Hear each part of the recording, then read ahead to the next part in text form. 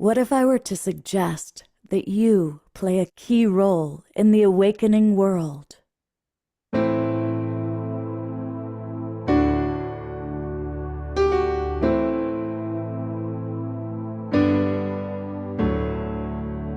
that you are watching this because you have heard the call.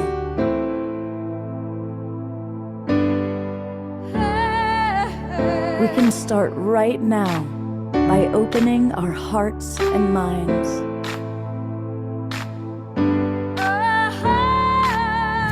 Welcome to the awakening world.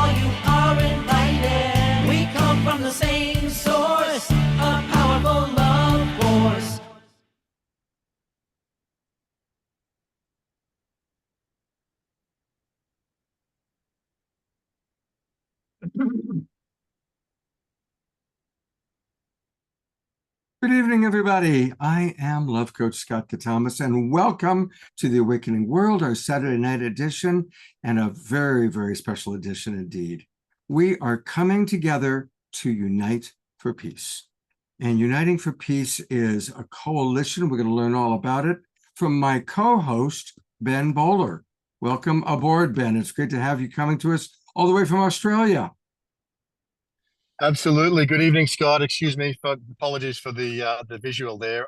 But it's just wonderful to be here with you. Thank you, Scott Katamas and the Awakening World, for devoting this whole episode of tonight's show to Unite for Peace. It's amazing the peace champions that have gathered here at this time. You can feel, there's something very special brewing, Scott. I'm really excited to be here and looking forward to lots of sharing, lots of learning, lots of inspiration, and most importantly, lots of momentum as we go forward from here today. It is here in Australia, July 21st. So we're 2 months out from the International Day of Peace. And that's really the orientating principle of Unite for Peace this year. And looking forward to sharing lots more about it as we go through tonight. But tremendous to be here with you. Thank you, Scott. Absolutely. By the way, everybody, I'm going to step this aside. It's not that we've got wings growing out of our ears, okay? This is the Unite for Peace logo. And we are celebrating Unite for Peace. And look at all the amazing people you're going to be hearing from tonight. Pato and Antoinette are with us, all the way from Sydney, Australia. Our beloveds John and Summer Raymer are with us tonight. Peter Young, driving to one amazing place after another, is with us. Dana Tomasino has got a beautiful video that she's created for us. Becky Suzik, who makes all things happen, is with us. Rev Deb, who is one of my favorite co-hosts. We've got a show coming up soon. And of course, our beautiful beloved brother, Omashar, is with us. And not only do we have all these incredible people, but to start the show, my favorite way always to start a show is when we are blessed to have Brother Phil, Chief Phil Lane, who's coming to us all the way from Thailand to provide an opening prayer for peace. Who better to start us off as we unite for peace than our beloved brother, Chief Phil Lane Jr. Welcome, Phil. Beloved, yes, beloved brother, I think you said it right off the top. We come from one source, the love source. That's the foundation of Unite for Peace, the very foundation that is the soul and heart of each and every one of us. So I'd like to offer a prayer. And I've asked my beloved sister, Dr. Marty, I've been working tonight for my little message I want to share with our human family about Unite for Peace, unite humanity, restore Mother Earth. Oh, creator of our beloved universe. Oh, most sublime one. O ever loving one, ever forgiving one, most compassionate one, O uplifting one, we call upon your holy power to infuse us for the very depths of our soul, the holy power that will unite for humanity and bring us together in the most utmost love and compassion, and knowing that our beloved ones, there is no death, just a change of worlds. They stand here strongly behind and within each of us. May we understand as we unite for peace. The past 500 years, the past, its whole itself was not to punish it. It was punish us. It was to prepare us. This holy, sacred day, the day that shall not be followed by night. For unite for peace, we call upon all the tribes of the nations of the east from where comes the red sunrise to come together and unite for peace. We call upon all those tribes of the nations of the south from where comes new life to come together and unite for peace. And we call upon all those tribes of the nation of the west from where comes thunder, lightning, and rain to unite for peace. And to Kashawakana, we call upon all those tribes of the nation of the north from where comes a purifying white snow to purify our hearts and minds so nothing remains but your holy power and to unite for peace. We're so thankful this day for all you've given us, and we ask thanksgiving for all the masculine dimensions of life. We thanksgiving. At the same time, we recognize the time has come in the unfolding of humanity for those feminine qualities, those divine feminine qualities to awaken within all of us, so that the eagle, the condor, the hummingbird, the quetzal might fly together in unity and harmony as we soar to his promised eternal destinies that we've all been given from the very beginning that has no beginning. This preparation we've gone through from infancy, childhood, to adolescence, and now to the beginning of our spiritual adulthood and the unfolding of a new global civilization based in justice for all living beings, for all life. In the Kashawak context, we especially remember today all those children who are starving to death in this world, all the children in the ghettos, while people feed themselves with tin houses, through tin houses, while others suffer. May the extremes of wealth and poverty, Creator, be balanced in a good way, but through love and compassion, because we don't have enough lawyers to fight those in power, but only love and compassion and forgiveness can do that. And please let us not interpret intensity for feelings of depths in Creator of all good things. May war end upon this Mother Earth. Is senseless war for what we're going to be buried in, what our brief life is going to be buried in, this hole in the ground. We fight over it, kill each other, destroy each other, run each other down. Creator, we ask that end now, here and now. First of all, beginning right here in our soul. And Creator of all good things, it's time to empty. It's time to empty, as my dear sister Patricia says, time to empty our souls of all but His love, kindness, and compassion. As you say, we're all from one source, the love source. That's who we are, each and every one of us. The sovereignty, ancient, imperishable, and everlasting, none above or below others. Let us understand that the hurt of one is the hurt of all, and yet the honor of one is the honor of all. The healing of one is the healing of all.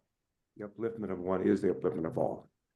Oh my God, unite the hearts of thy servants and reveal unto them thy great purpose. May they follow in thy commandments and abide in thy law. Help them, O God, in their endeavor, and grant them strength to serve thee. O God, leave them not to themselves, but guide their steps with the light of knowledge, and cheer their hearts by thy love. Verily, thou art their helper, the Lord.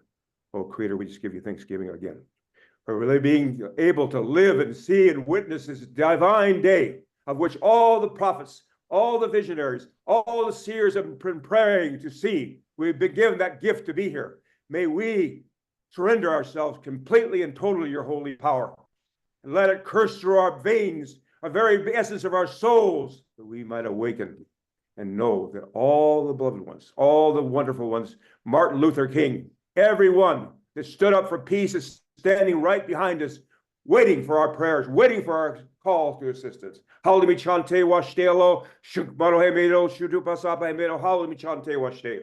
My names are Chinupasapa, a sacred black pipe born of thunder, lightning, and rain. My name is Shukmano, a leader of warriors who takes the enemy's best horse, and I stand fully responsible for the Creator, for my words and my actions. Howlimi chante washte, and may this wonderful event, 99 days for peace, unite for peace. May it unfold with unprecedented unified action. Howlimi chante washte. I'm really happy that my beloved sister, Dr. Marty, will share my little message I want to give on my part, my little part. And that part for me is to empty my soul of all that pertains to this world of dust. This world, this transitory world will be through it, like our elders said, like the breath of a buffalo on a cold day, the flash of a firefly on a warm summer night, or the shadows vanishing before the setting sun. That's life. Thank you. Have a good one. Enjoy. It's a good day. It's a good day to live, not to die, to live together in unity and peace, and unite for peace. Unite humanity. Restore Mother Earth. I've gone to gallery view. I want us to all just send Phil our absolute blessings and love. Twinkling. And hopefully you can see and feel our twinkles, Phil. Your Global Peace Tribe family loves you. And there's no one who gives prayer. You give prayer like no other, brother. You give good prayer.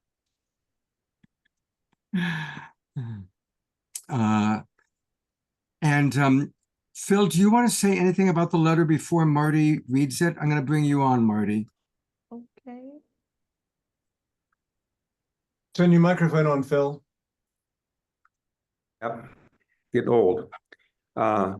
I just want to say that I know each and every one of us, the very best we can, have been doing everything we can in the depths of our souls to uplift humanity. And so, I've been up for the night working, just sharing a little bit I want to share. And I came to me, I said, you got to rest. Somebody said to me, you got to rest. So I'm going to take a rest for a few minutes, a few hours. And so I've asked the most beautiful, powerful voice that speaks for the Lord herself, right here, Dr. Marty Casey, if she'd share my little bit that I have to share. That's all. And each and every person on this program has things to share. So I'm going to step back at that point. Good going for Japan. That's going to be a good one. And whatever we're doing, again, sister, we got to empty those ghettos. It's a time to end that stuff. Time to end all this poverty, people, sexual abuse, all this crap. It's time to end it now. So I know you'll give a good shot on this. Thank you. So Chief, before you leave, first of all, well, I guess he's okay. there There he you are. is. Okay. You said that you emailed it to me. Does it begin with beloved human family? That's it. Yes. Is that okay? That's on your post. You made that. That's a post. Okay, good. I didn't find it in the email. And this is a passage, Chief. So I'm going to read this. This is pretty long, but we're gonna get through this. Thank you so much for everything that you do. Thank you for everything you do. Each and every one of us are doing what we can do. And that's the most important thing, to give our full souls to this cause of Unite for Peace. Anyway, my communication will share why. Thank you, Phil. All right. And welcome, Dr. Marty Casey. We go from one extraordinary clear channel for spirit to flow through and Brother Phil to another very clear channel for spirit to flow through in Dr. Marty Casey. Welcome, Marty, to the awakening world. And thank you for being willing to read this letter.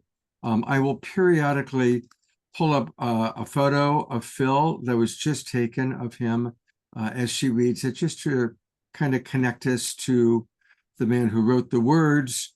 But Marty, go ahead and start the letter. Wonderful. Thank you. I am actually reading this for the first time. When Chief Phil sent this to me, I was en route on my way here to join everyone on Zoom. So we are together. We are witnessing this for the first time. I want to say how much of an honor it is for Chief Phil Lane to even call and ask for me to be the voice to his heart through his penmanship, if you will. And so it is truly an honor. This reads as, beloved human family, it is time to embrace a profound truth taught throughout the ages by our spiritual messengers who have long guided humanity towards unity and collective action everywhere on Mother Earth. This truth is that we are not just individuals. We are one human family. The hurt of one is the hurt of all, just as the healing and upliftment of one is the healing and upliftment of all. Our lives are one human family, are intertwined, and our shared journey on Mother's Earth demands that we recognize our interconnectedness and oneness. At this critical moment, I'm going to read that part again. At this critical moment, we must come together with unity and purpose, for it is only in our collective action and unity that we find our greatest strength. Our challenges, including environmental destruction, social war, and economic instability, are not isolated. They are the collective cry of a need for healing, a world that calls us all to rise above our differences and work together.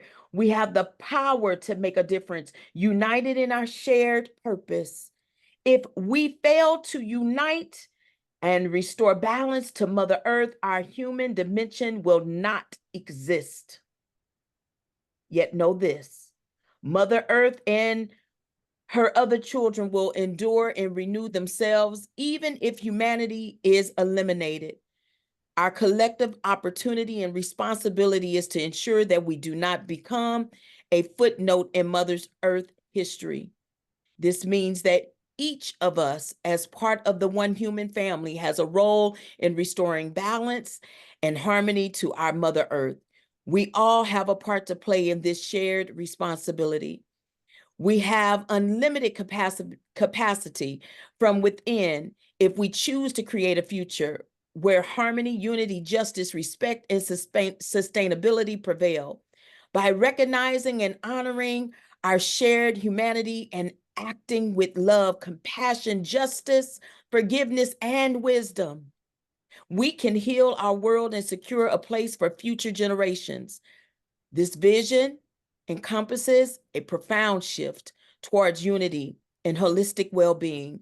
To achieve this, we will choose the following actions based on these values. End war. Foster global peace through dialogue, disarmament, and the promotion of nonviolent conflict resolution. We will cultivate a culture of peace by addressing the root causes and embracing the conflict and principles of mutual respect and understanding. Promoting environmental stewardship, embrace sustainable practices, and honor our responsibility to Mother Earth. By prioritizing balance and protecting natural resources, we ensure the health and vitality of Mother Earth for all future generations. Ensuring social justice, advocate for equitable distribution of resources and opportunities by dismantling systemic inequalities and promoting inclusive policies. We uphold the dignity and rights of the individuals, regardless of their background or circumstances. Fostering interfaith and intercultural dialogue, encourage respectful exchanges between diverse spiritual and cultural traditions. We build bridges of understanding and cooperation by celebrating our shared values and learning from each other. I want to just insert right now, if I can ask you, Scott, if you can just highlight some that are in the room as I continue to read, because I think it's the collectiveness that Chief Bill Lane has written here, that it is important that we see ourselves in each other. And thank you in advance. Nurturing compassionate communities.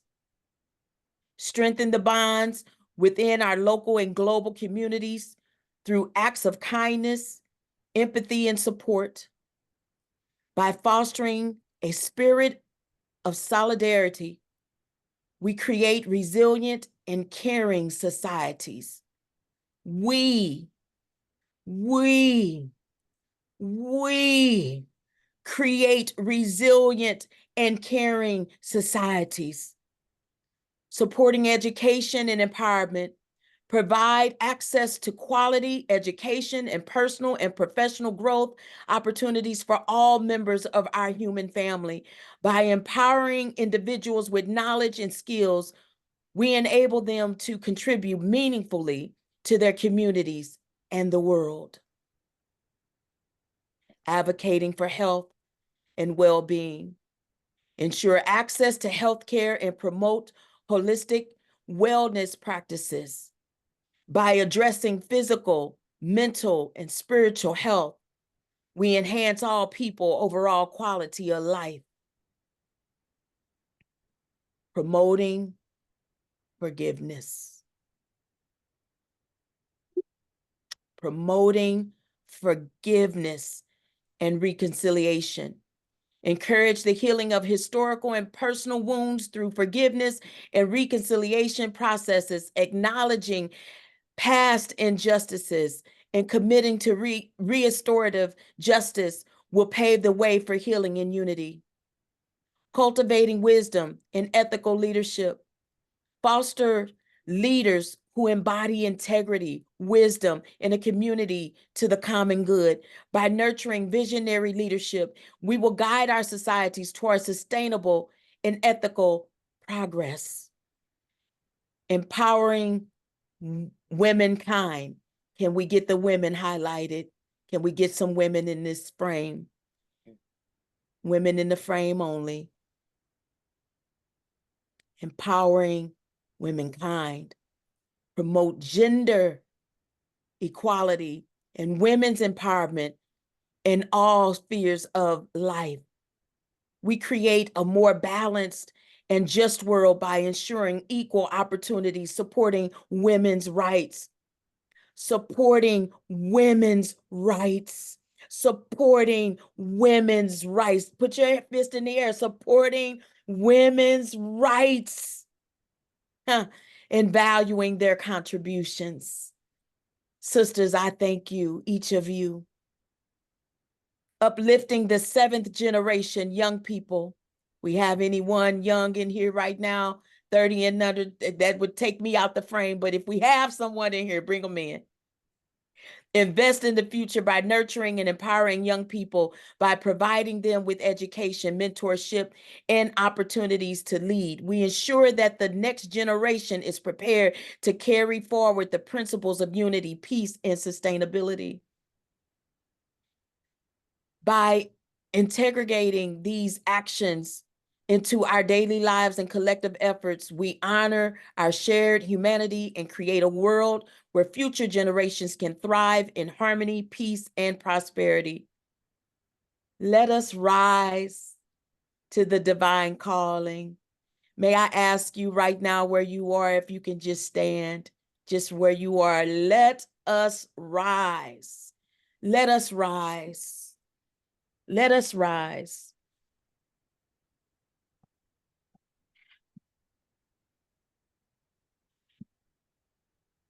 With all the strength, love, compassion, dedication, justice, and commitment we possess, the time to unite humanity and restore Mother Earth is now. And we are the ones who can make it happen with warm love, deep respect, and unwavering faith in our unified collective spirit. We say, Shanupa Sapa He Mayedo, member of the Chickasaw Nations. Thank you, Dr. Chief Bill Lane. You are amazing. You are needed. And we truly honor your words as we live them out through our heart and our personal yet collective missions. Thank you. hearts all twinkle, Marty. She read that without ever reading it before. That was like off the, so amazing, amazing reading of our beloved Chief Brother Phil Lane's extraordinary words. And maybe, Marty, if you can send that to me, I'll put it in the chat box so people can have it. And we also want to hear from you about what you're doing. So I'm going to bring up our co-host, the imitable Ben Bowler. And thank you again, Marty, for honoring Phil. And tell us about your relationship. And what we've asked everybody is to share their vision for peace and what you're doing to create peace in the world. And I know you're doing a lot. Maybe share a little bit about your trip to Hiroshima. Oh, wow. First of all, again, I'm grateful to have the opportunity to be connected with such a unified family, for us creating in the collective. And when you ask, what are my plans for peace? I just want to keep it simple tonight, right now. And I want to say this, that peace has to, in order for us to gather in the collective, peace has to start at home. It has to start with you as an individual. And then it must also bleed through your family and through your community, your culture. And then collectively we come together. So it is my hope and my prayers that after coming off of the 10th anniversary of Ferguson, August 9th, that when I arrive in Japan, that I come with the hopes and the prayers on the wings of eagles, of knowing that when we stand strong together through the adversity, that we continue to be resilient and we continue to build, and that this medicine that we collect, that we can then take it back to our own communities, as I know Ferguson will need what I come to Japan to gather. I will then come back to distribute. So when I think of peace, I am coming to be with the peace leaders of the world to get what is needed, so I can bring it back to a community that may not ever have an opportunity to walk those grounds or to interact with those who live and understand and build peace every day. So with that being said, I don't know what the future holds for August and September, but I do know that by God's grace, I am going to show up and show out, because I'm from the Show Me State. And thank you for having me, Scott. And then I'm going to put up my little peace sign. Oh, I love it. Well, we're going to talk a lot about Japan tonight, but for right now, I just want to remind everybody, of course, all of our Zoom room audience knows you, Marty, but a lot of new people are watching us tonight. Thank you, John and Summer Raymer, for doing a big sine wave. And Marty, tell us about the Ungun Institute, for anybody who does not know about the amazing work you're doing. Sure, I'll keep it very brief and simple. Ungun Institute, we serve individuals, families, and communities, of helping them to disarm from trauma. The 4 pillars that Ungun actually sit on are bullying, domestic violence, suicide prevention, and gun violence prevention. And we just believe that is part of kind of what Chief Phil had me read tonight. And I hope that my words have inspired some of the part of what he did right. And it is hurt people hurt people. We've heard that many, many times throughout our life, but I never heard the other side of it. And that's when I wanted to make sure that it was complete. So hurt people, healed people, heal people. And so it is our goal at Ungun Institute to help individuals heal from trauma. Trauma has no race, face, or place. It shows up when you least expect it. And we want to be there to help someone make it through their most trying times. So at unguninstitute.com is where you can reach out to us, and we are here to serve. So thank you again for allowing me to speak. Oh, Dr. Marty, it's such a blessing always to have you with us. I love you very, very much. Love you, Scott. You know, on my Facebook profile page, I chose that wonderful photo where you and I are with Rev Deb and Kristen Hoffman on stage at Ben's event in Los Angeles. You Oh, know, wow. that's like one of my favorite photos. And Rev Deb is here, Ben's here. It's really pretty cool. So I love it. you're I getting love it. a great start. Stick around. We have an amazing show, including music coming right up from our beloved Omashar. And before we have Omashar come on and play, I do want to include our audience. So I'm going to read some of the comments that have come in. And again, we want to hear from everyone. What is your vision for peace? We are all coming together to unite for peace. And what are you doing to create peace in the world? Like Marty is doing Ungun Institute, along with many, many other things. And, it doesn't always have to be a big, epic starting your own organization. You might be creating peace just by smiling at everybody that you see as you walk down the street. So little things and big things that you're doing to create peace in the world. But I'm going to read some of the visions that came in for creating peace in the world, what the vision looks like. And there's some really beautiful ones that came in. Grace Denise wrote, emptying ourselves of unforgiveness and rage, filling ourselves with love and deep empathy. Beautiful, thank you. Here's one from Grace Beverly.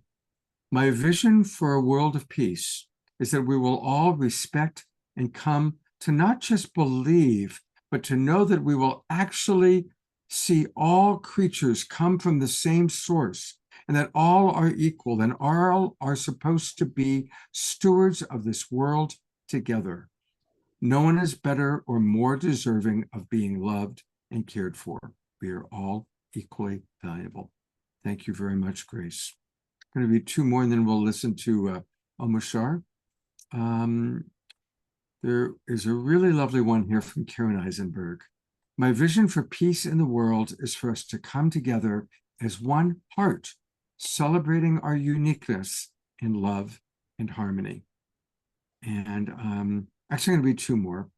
Stephen Klein wrote, happy little Palestinian and Israeli children playing together at the playground while their mothers sit and chat about their next gathering together. That's a beautiful one. And then I remember I saw a really good one from Kumara. Here it is. Kumara writes, my vision of peace in the world, for starters, is for those who disagree to still play nicely in the sandbox that we all share. This beautiful sandbox, this beautiful blue-green planet.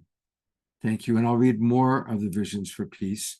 But it is time for some Omashar music. So, hello, beloved brother. Well, namaste. And tonight we truly unite for peace. And I feel it in my heart. Peace to all sentient beings on this world, because, the peaceful heart of all of us affects all of us. And Chief Phil and Dr. Marty, thank you so much for speaking our truth to the world. And welcome to all of us watching on Facebook and YouTube. And as you just heard tonight, we unite for peace. I'm going to sing a song now, and it's called The Awakening World. And we're going to have a little Awakening World backdrop. And here we go, my friends.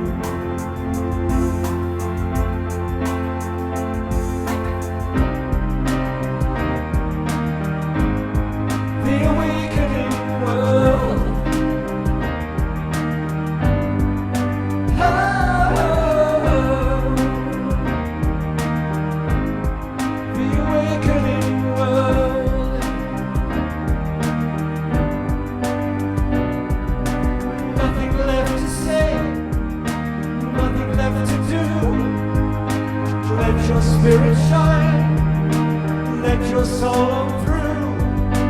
Time is what we have, time to think anew. Let inspiration flow, let inspiration flow. The awakening world is rising through our hearts, through our lives, as we take the next steps together, walking tall, no disguise.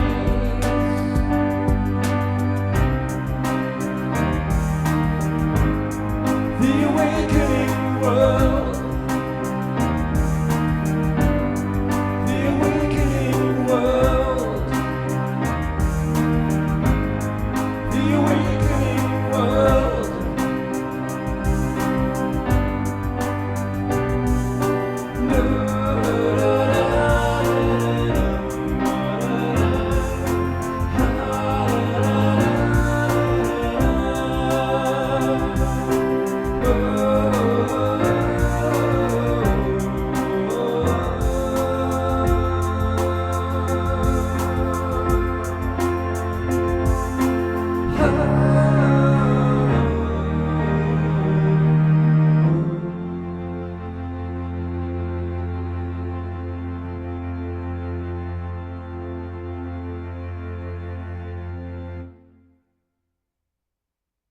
Gallery view, everybody. Let's just send that beautiful brother. I love that song, naturally. Kind of our theme song, of course. Big Twinkles, Omashar. I wonder where that came from, where the idea from that came I wonder where that came from. from. Hey, speaking of great ideas, another great idea is to go to omashar.com, where you can learn all about this man, and go to Bandcamp, because Bandcamp is who is really the most generous source of providing income back to Omashar. And we want to support him because he's amazing. He's a huge part of the awakening world. I do not think I would still be doing the show if it wasn't for Omashar and all that he brings. And he's going to Japan. So we want to make sure that we can support him to go to Japan with some of the wonderful people that you're meeting tonight. So thank you. And he's got 2 more songs for us this evening. Thank you, brother. Well, thank you. Unite for peace. In a moment, we are going to hear from Pato and Antoinette, but I want to read a couple more comments from our audience.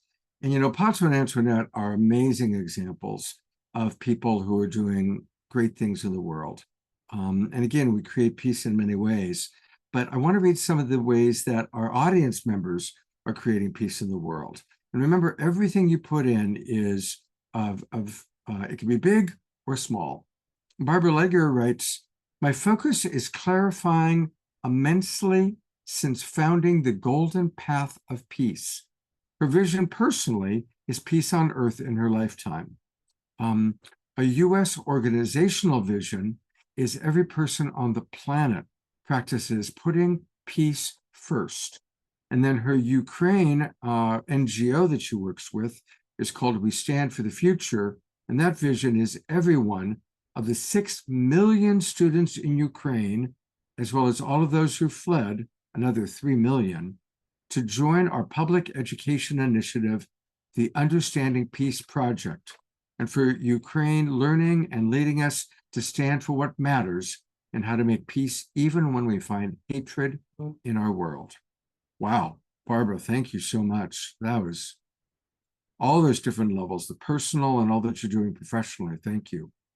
And again, all visions are good. It could be little or big. Susan B. writes, my vision for peace is for people to express care and stewardship of each other and the planet. I see a vision for a whole systems planet. Yes, Susan. And Charles Betterton, we love Charles. He's in the audience tonight. And he writes, my vision for world peace encompasses an awakening to our spiritual identity, realizing our sacred purpose and knowing how to fulfill our ultimate destiny of earth stewardship. Thank you, Charles. I'm going to read more of the visions. A lot of them are coming in. I'm going to do my best to read as many of them as I can tonight. And to introduce beloveds, Pato and Antoinette, I'm going to play a video from them all about Ubuntu. And we're going to hear all about how they're bringing the spirit of Ubuntu all around the world. And this sometimes happens. There we go. Come on, baby, you can play. Come on. Well, this happens sometimes. Sometimes I've got it queued up and then it won't play, but we're going to try it again. If not, we'll go straight to them and we'll play it in a moment.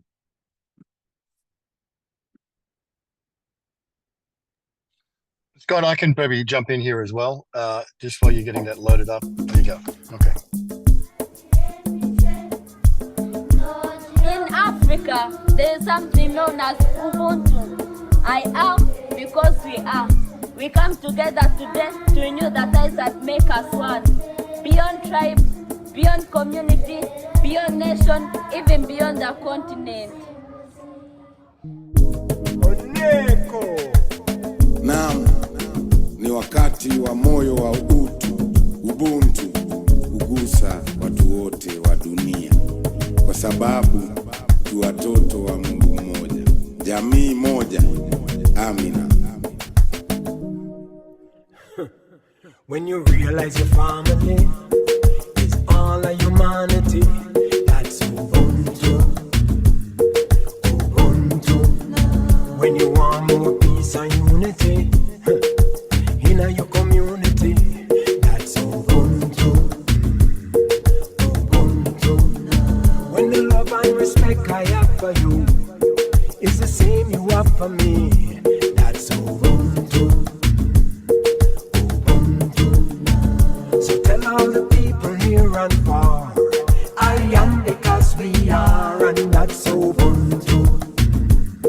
Ubuntu. When we tell them, hey,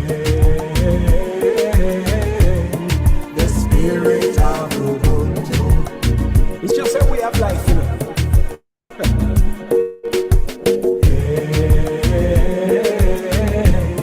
The spirit of Ubuntu.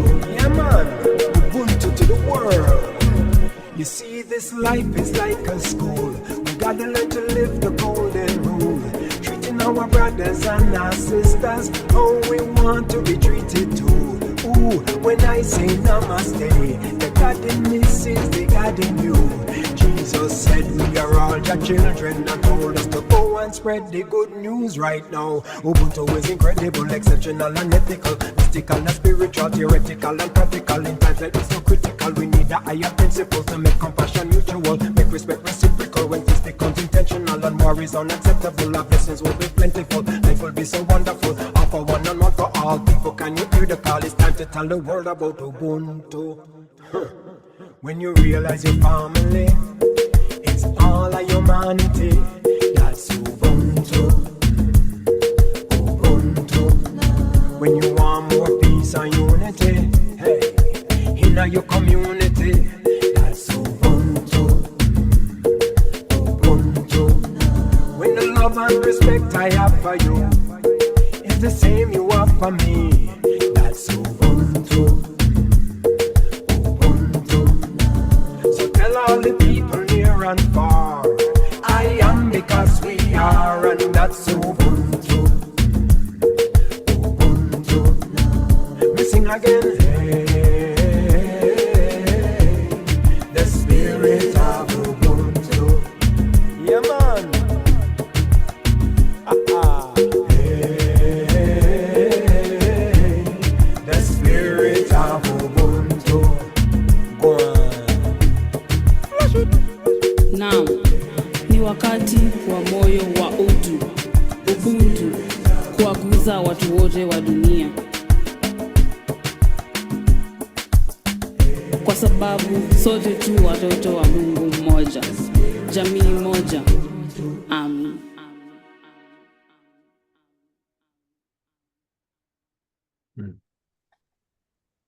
Very cool. That's a beautiful video. My God, I love you guys. Everybody, it's Pato and Antoinette. And then in Ben's home country of Australia. Mm-hmm. We were just at Ben's home the other day. It's amazing to have you guys in Australia. And just as we throw to Pato and Antoinette, I have to mention that, really the beginning with the Unite for Peace really is focused on September 21. And we're coming up to a kind of a super convergence when so many different things are coming together. And we'll talk a little bit more about this a bit later, but it's the 40th anniversary of the International Day of Peace. It's the 20th anniversary of the first 11 days of global unity. We all love Rick and We the World. But it's also the conclusion of a 12-year cycle that really got going at the end of the Mayan calendar. And it's super significant. Pato and Antoinette were there in Thailand for the first ever U-Day festival and going to be there in Japan for the conclusion of the U-Day series. So it's really exciting and really beautiful. And the work that Pato and Antoinette are doing in Africa and around the world with the spirit of Ubuntu is just so inspiring and so amazing. So congratulations, guys. I know you just had like an amazing screening in Sydney at the film festival yesterday. You guys are on a roll. We're so happy to have you in Australia, but more importantly, blessings on the mission and the work that you're doing, and just a joy to collaborate with you both. Love you dearly. Thank you, Thank brother you, Dan. Ben. Thank you so much, Scott. And thank you for hooking up that thing over for the screening of the documentary over at the hot springs in Australia, because that really sparked some, after you had left, the people, the conversations and the reflections after seeing the documentary. They said, thank you so much for making us remember, for making us remember our humanity. I was like, I couldn't even believe it. I was like, wow, I'm standing there like in my bathing suit in a robe, talking to all these people in tubs about Ubuntu. Everybody was singing Ubuntu, Ubuntu. And then the biggest thing that I really loved was, how can we help? How can we help? How can we get involved? What can we do? So this Ubuntu tour is really a tour of inspiration and hope for the entire world. This is how we're going to move forward in peace.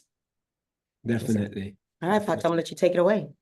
Well, I thought you was going to talk about the tour first. Yeah, right. All right, so first. you go ahead. I'm going to put it inside of the chat here for everybody. So go ahead. So the first thing we want to talk about really is where the tour is going. We're currently on an Ubuntu World Tour. We already did 10 countries in Africa, London, Birmingham, UK. We also just came back from the Netherlands. Was in the Netherlands planning for a November two Ubuntu conferences, screenings and performances in the Netherlands in November. Then we went to Florida from the Netherlands and then flew straight from Florida to Australia, to Melbourne, where Ben helped us arrange a screening at the hot springs down south of Melbourne. And we had a great time with Ben. I don't know if anyone here knows, but Ben Bowler is a very professional FIFA soccer player on PlayStation. And he gave me a serious whooping at his home. Are you still butthurt? I am still very hurt by that humiliating experience. I actually feel sorry for you, Pato, and the compassion was sincere. It's Xbox. But yeah, so that was very fun, Ben. Very fun to hang out with you and Nina and the dogs and meet new people down there. That was a very amazing experience. Now we are in Sydney. We were presented with the acceptance award at the African Film Festival. First ever African Film Festival in Australia. In Sydney, Australia. They've never had an African Film Festival in Australia. This was the first one. So it was very well attended, very beautiful. It's a 3-day conference. So today will be the last day, the last screening. Our screening was really enjoyable to see everyone, laughing and feeling the vibe from the baobab tree story. And yesterday, before we went to the screening, we also hosted a spiritual gathering and screening of the full-length documentary at our hotel at the Novotel in Sydney, which was very beautiful too. So yeah, the tour is going good. It's going to carry on from Australia into Oh, we head back. So we're going to, so this was for our Urantia family here in Sydney. Then we fly back to America, and then we hit to the Kansas City for a Urantia conference where we're doing a screening. From Kansas City, we go back up to Seattle. We're doing a screening, a performance, and 3 presentations. Right, on the Urantia Then book. we go to Seattle. We go to Seattle where we hook up with John and Summer and the Charter for Compassion folks. Bainbridge Island. Bainbridge Island. And Port Angeles. Port Angeles. Oh, yeah, Port Angeles, big event. Then we head up to Vancouver, where we're going to look up with Kamara, and we're going to link up with Kamara Chief Lane. Yeah, he's agreed to open up the Blackfoot Tribe. They're going to do an opening, and then we're off into Toronto, where Charlotte and Jennifer are also going to be out there helping us out there in Toronto. Then we're off to New York, where we're going to link up with We the World, Rick and everybody else, or anybody else who's going to be in New York City. That's going to be August 6th. Oh, yes, Marty, Dr. Marty, it's going to be Kansas City, girl. You got to come on. I'm going to put your schedule up on the screen here. Thank you. So here it is. I will also post it on my Facebook page. So all of you watching on Facebook, if you want to get a copy of it, go to my profile page, and I'm going to put it at the very, very top right now. And what a remarkable schedule. Look at all that these people are doing. I mean, you guys are incredible. The United States, Africa, UK, Philippines, Japan. And yeah, Pato, my understanding is you put this whole thing together yourself. You do not have a person doing it. You put this together yourself. Yes, that's right. That's right. We put the vision out there and then start putting all of the dots together. And yeah, finding venues is one of the biggest challenges. And then booking the flights, hotels, ground transportation, contact people that we're going to get together with in each country. And one of the beautiful things that we haven't really promoted much is that we're doing, if you look on the schedule, you see there's a permaculture tour of Kenya.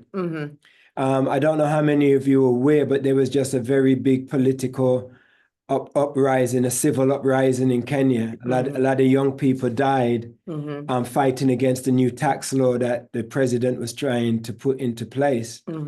So we're actually going to be speaking with some of the community leaders about the way forward after the aftermath of this political uprising. They've asked for us to get involved in some of these discussions. We're also going to be talking to people who are growing food for their communities and bringing them together in different parts of Kenya so that they can start creating a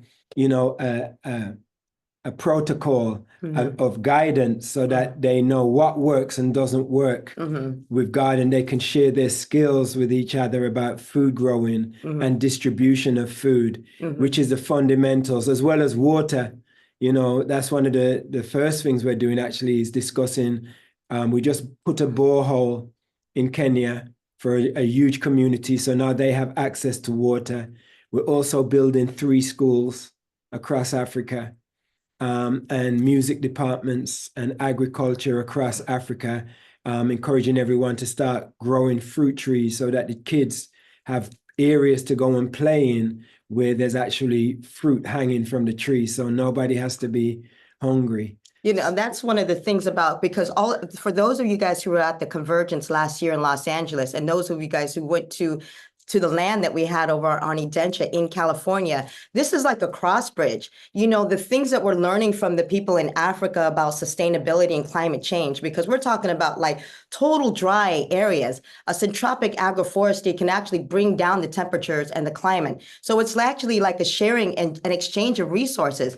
We can learn so much from the African people. And there's also a lot of agricultural and permacultural ways that we're learning here that we can also share with them, like how to grow in bags, how to grow in small spaces when you don't actually have land. You know, so like the food, everybody keeps saying it doesn't matter, like going forward politically or whatever is happening, like our food and our water is the most important things that we've got to protect and we got to start thinking about. And so all of us who are coming together and galvanizing is like, let's get together and make this happen. Also, thank you. Thank you. Also, we are working closely with Charter of Compassion now, and Compassionate Las Vegas. And we actually, go on, you can. We just, in partnership with Ubuntu South Africa, Ubuntu International out of Zimbabwe, we just created a guidebook because we now have colleges and universities asking for the Ubuntu movie. So as well as distributing the movie to schools and colleges, we now have a guidebook that they are going to use as a part of their curriculum. Since we filmed in Zimbabwe, the Zimbabwe government have officially made Ubuntu a part of the national curriculum in the country now as well. And Moses Machupisa, who helped to write this book and is in the movie, The Spirit of Ubuntu, he's at the forefront of the educational program right now in Zimbabwe to push this narrative forward. So yeah, we're in the education for the kids. One of the things for us, as far as peace in the future, is to get into the psyche of the young people. You know, I see a lot of our organizations, even the Urantia movement as a whole, we don't have enough young people coming into our organizations to propel them forward into the future. So if they're not coming to us, we have to go to them in the schools, in the colleges, in the universities, share Ubuntu teachings with them, educate them on ethics and morality and socializing, harmonizing, you know, the interconnectedness of them and all humanity. And I think that is the way to ensure that our future has a more grounded and loving and spiritually connected generation who don't want to see war, who can't stand the sight of people dying, who can't imagine why we would need nuclear weapons of mass destruction, you know, when it will eventually harm the land that they're being built on, you know? So just like Dr. Marty said, peace begins at home. And, you know, it's like, you know, after figuring things out as spiritual ministers, if you can't convince people to go into your own spirituality, this is one of the things that I love about Ubuntu. It's not religious and it's not political. This talks about humanity. So it doesn't matter what side of the spectrum you're on. It doesn't matter about your political ideology or your spiritual ideology. Everybody can kind of get down to the basic principles of humanity, you know. So that part of peace beginning back at home, it's like we're going for the root cause. We're going to the individuals, trying to go and tell people, stop warring, you know, stop doing this and stop doing that. Nobody's listening. It's like we got to get them to listen from inside where they can actually feel it, you know. So that's the kind of movement that we're going with. And to wrap up. All right, hold on. We got to give them the links and stuff. All right, yeah. Well, hold on. To wrap up what I want to say, Antoinette can give you the final links. The documentary has now won 16 awards globally. We have a January release date for the public release. So we're looking for distributors between now and December so we can release in January. Antoinette is hosting Ubuntu Day, August 31st. We're doing Ubuntu Day in the city of Lake Elsinore. And we will be screening and teaching about agriculture and Ubuntu philosophy. And Antoinette's also set up something called Substacks. Yes, our Substack. If you want to find out all things Ubuntu, subscribe to our Ubuntu newsletter. You know, this is where we're talking about not just Ubuntu that's happening in Africa, but also Ubuntu type organizations that's happening all around the world. What are the good things that people are actually doing? If you see the website, I think I sent you the link, Scott, about the Spirit of Ubuntu website, that global map that has all the sparkling lights all over the place. It's like we just want to fill that with organizations from all over the world, individuals from all over the world, everything that's connecting us that can go into Ubuntu. And the last thing I wanted to say was we are very excited to spend time with Unity Earth and the Unity Earth team in Japan. And we're looking forward to the Unite for Peace Day in Hiroshima. Hiroshima. We're looking forward to that event, Unite for Peace, with Kristen, with Kwajo, with what's his name? Omashar. And all the other artists and speakers from around the Marty. world. We're looking forward to seeing Reverend Deborah Moldow again. You know, we're looking forward to linking up with our amazing sister, Dr. Marty. Dr. Marty. Dana. We're all going to be linking up. And the beauty of Unite for Peace is even though we have our own way of contributing to the economy of peace in the world, we're looking forward to sitting down with everybody during this tour and finding out what are their goals and ambitions and aspirations for peace, so we can start to cross collateralize, is that the right word? Yeah. To start cross sharing. Oh, cross collaboration, Yes. cross cultural fertilization. Yes, and sharing ideas and working with each other in different ways to support what each other is doing to bring about more peace. And we know that the UN, you know, just said that what's happening in Gaza is a genocide. So we also want everybody to start voicing. If you see something going on in the world that you think is not right, don't keep it to yourself. You know, step out of your comfort zone. Use your social media platform. Use whatever platform you have to say, I don't think this is right. Even if you know you're going to get criticized, because we are facing an agenda in the world. You know, there's two agendas in the world. There's one that is fighting for peace. And there is one that needs war to continue to fit into their money-making agenda. So it's not as though we have a fair playing ground to bring peace. It's not fair. It's unjust. It's warped. And so we have to fight. What did Martin Luther King say? For evil to reign, good people just need to stay quiet. Exactly. So please voice your opinions. Let the world know how you feel, Stand up for so that we justice. can tilt the scale of public opinion, which was one of the first steps towards making changes in the world. Amen. And I'm November 10th, Golden Gate, San Francisco. So we're going to do the Awakening World from Adentia when you're doing your Adentia event. We're going to do Awakening World from Golden Gate Park with you. But I am going to play the video that has some of our friends all about a world free of nuclear weapons. Is there anything you want to say to introduce this? Just that the movie speaks for itself. It's amazing. And this was another great experience with the Unity Earth family when we went to Israel and the Jordan and Palestine. That was before, I mean, well, it's always drama down there, but at least when we was there. Escalation of the drama. Exactly, yes. So enjoy the movie. You know, this is our dream as well towards a more peaceful world. And so as you see this movie, remember that some of you may want to go to Japan, because Pato Antoinette, Ben, and all the people you just saw on camera, most of our presenters tonight are going to be doing this big Unity Earth event in Japan. Here's an example of what happened when they all went to the Middle East. We're voices for a world free of nuclear weapons.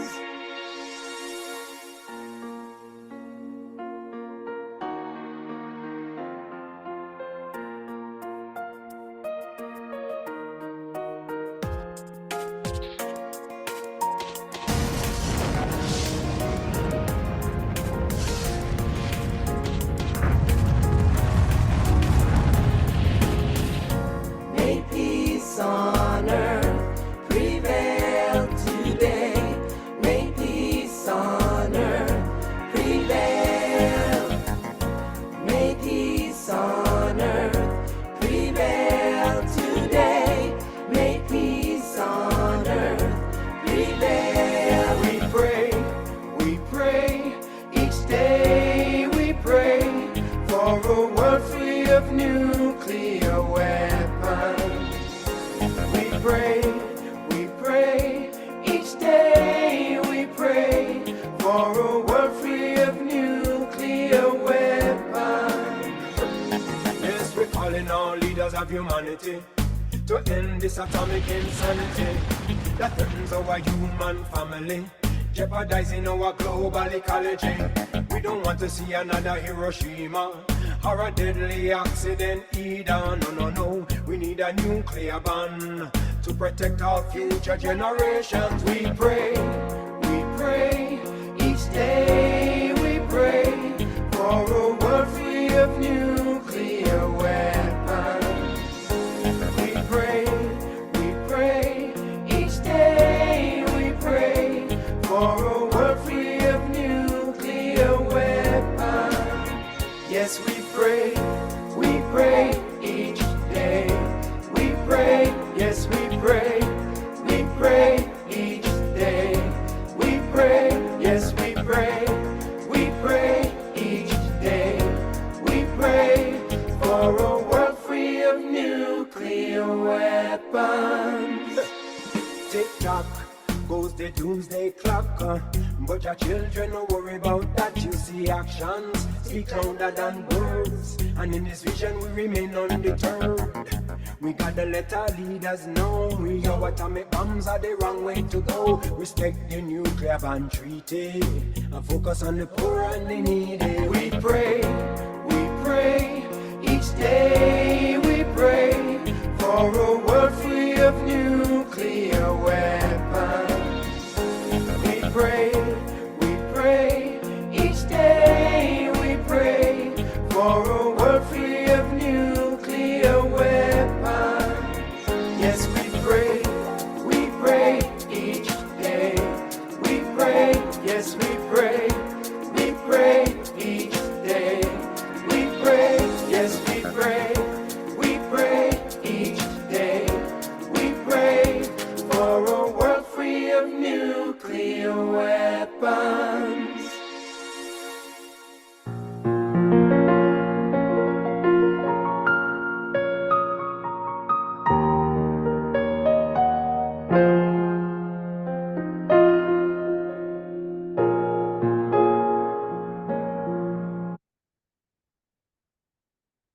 I'm going to put the link to that into the chat box so people can watch it. Credits.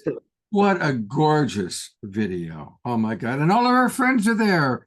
Chief Phil and Ben and Pookie. Bob and Pookie were going to be on tonight's show, actually, but they had something else going on, which is good because we've got so many. You guys, thank you for all that you're doing.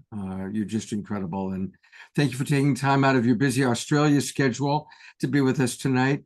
I look forward to connecting with you in person when you come back to the United States and doing the Awakening World from Adentia on that particular day. That's going to be really fun.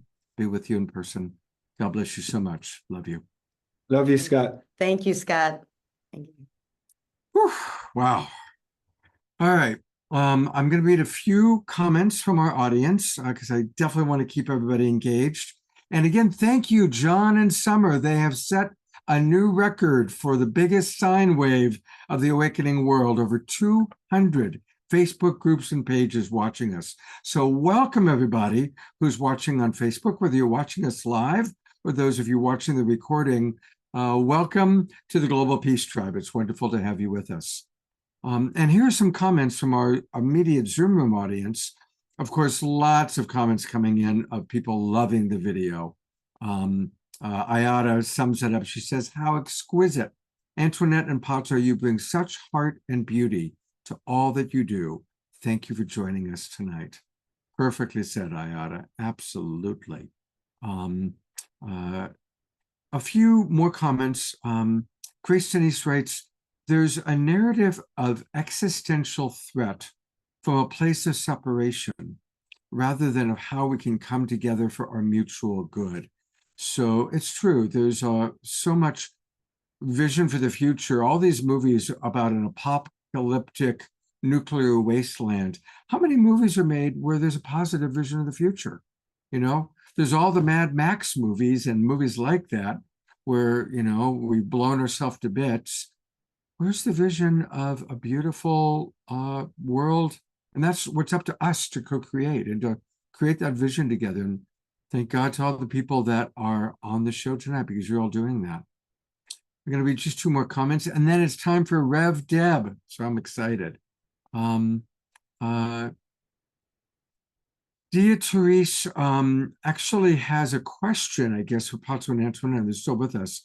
Can you and do you want to speak a little bit addressing why Michael Tellinger's 2013 Ubuntu Contributionism book isn't involved in what you're doing. Maybe I'll let them respond to that in the chat box, maybe.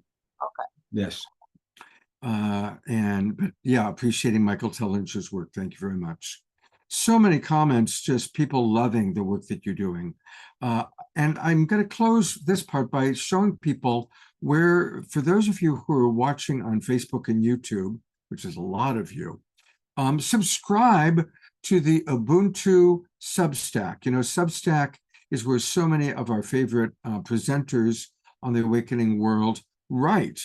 And so you can catch their blogs by going to Substack. And when you go to Substack, just search Substack and write in Ubuntu. And that's the new Substack link that Antoinette has created, which she was talking about. All right. You know, it's like literally tonight's the greatest hits night of Awakening World. And our next presenter is actually one of my favorite co-hosts. I'm blessed that about every 2 months we do a show together.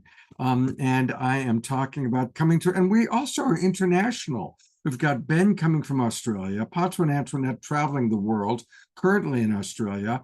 Well, representing Mexico, coming to us is the wonderful I like to call her Rev Deb, Reverend Deborah Moldow.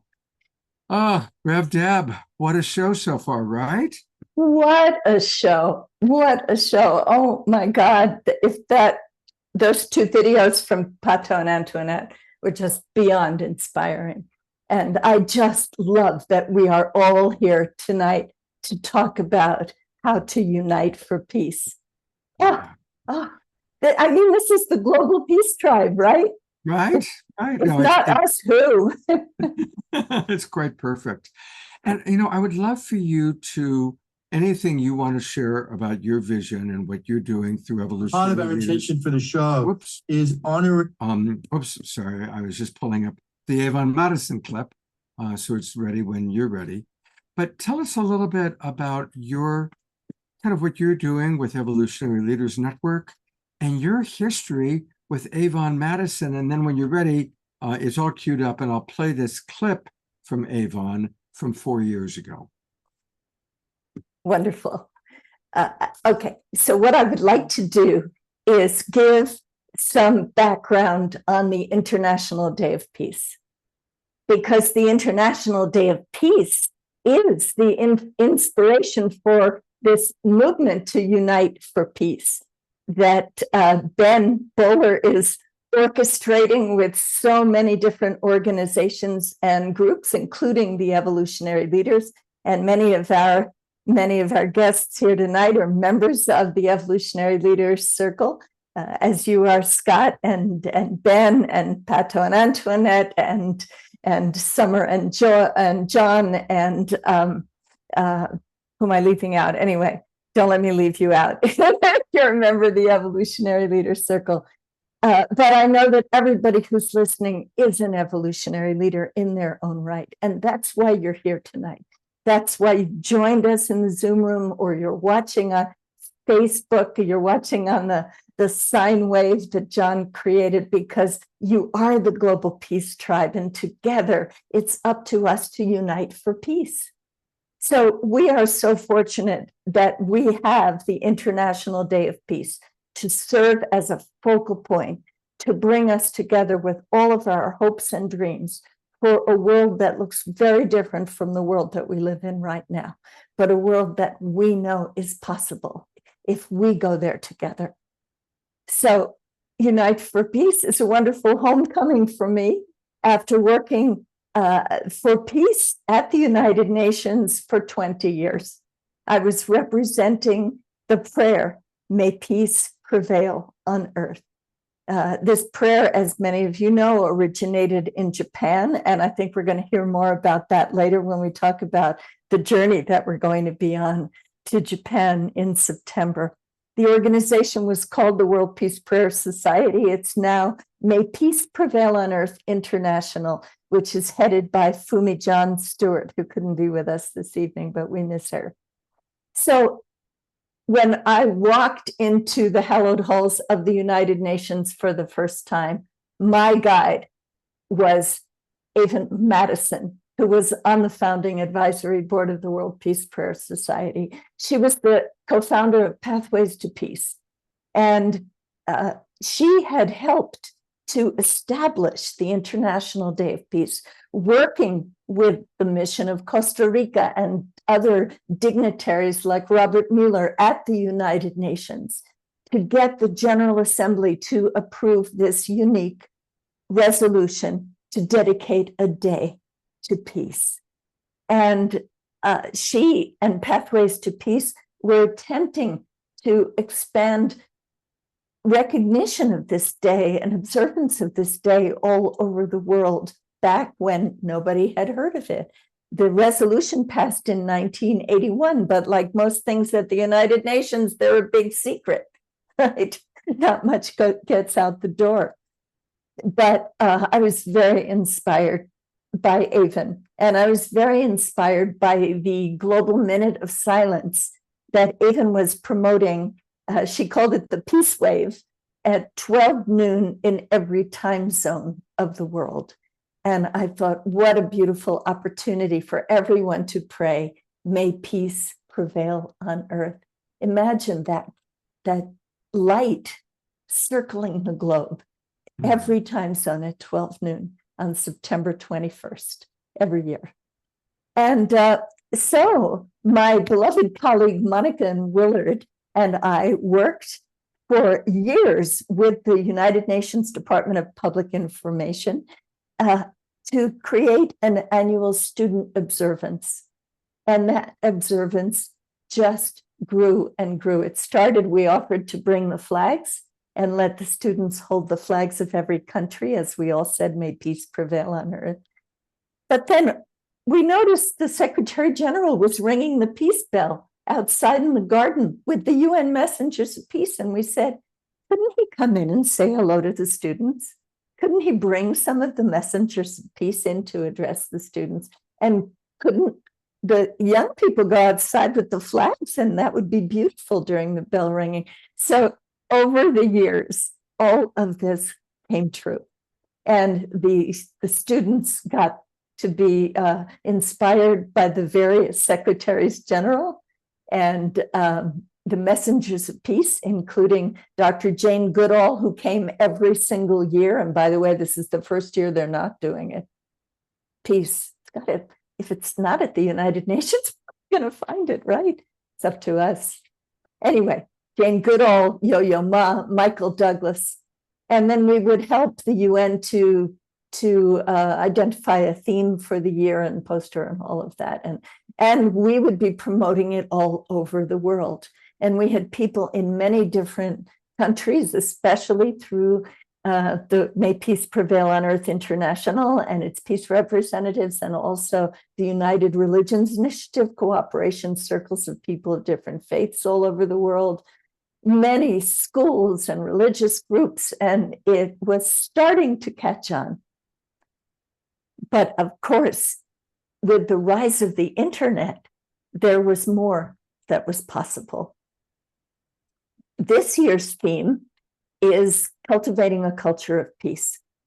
And a culture of peace is a concept that came first out of UNESCO, and then the United Nations took it on, meaning not just the cessation of hostilities, which we'll take it, that would be a good start. But more than that, peace in our hearts, peace with nature, peace is so much bigger than what governments actually can do. And this year is the 25th anniversary of the UN General Assembly's adoption of the Declaration and Program of Action on a Culture of Peace.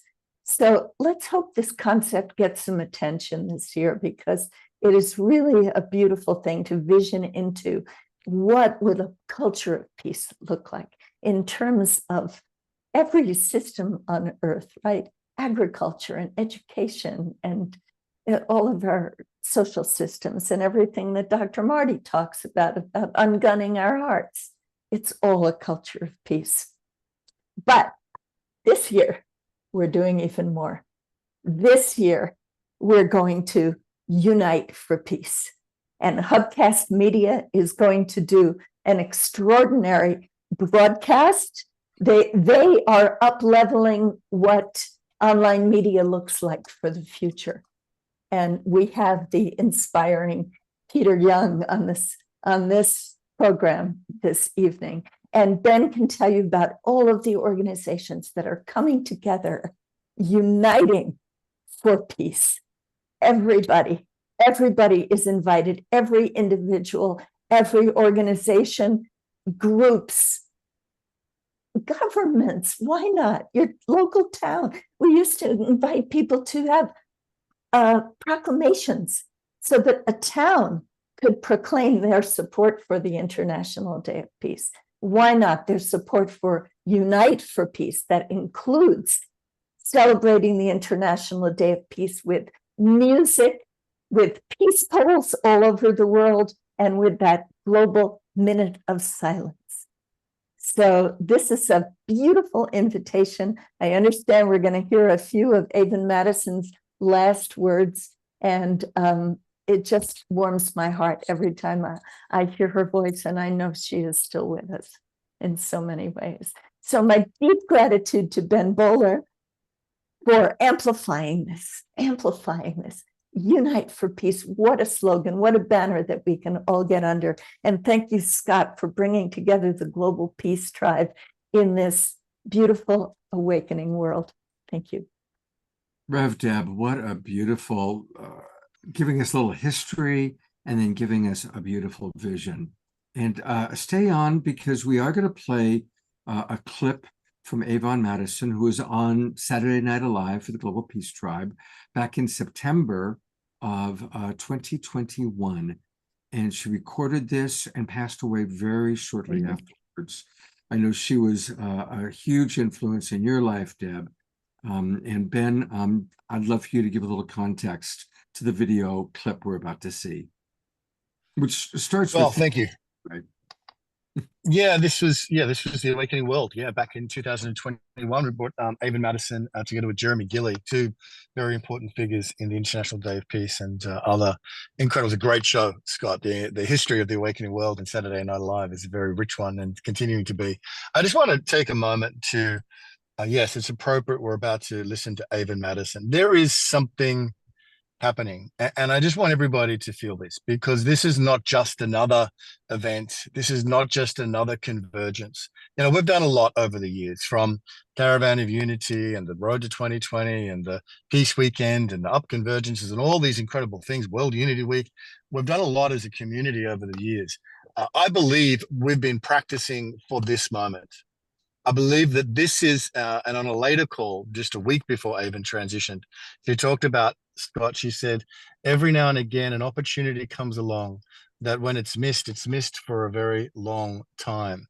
I think she's talking about right now. We have 2 months to bring all these different groups and networks together to unite for peace. Deborah's right to call out Hubcast and Peter Young, because a huge part of this is their vision for a global broadcast. But what happened in the emergence of this, again, in such a truly co-creative space with Peter and John and so many other leaders? But we were committed to doing Hiroshima because Fumi-san had suggested we go to Hiroshima, and it lined up for Peace Day. So we were there.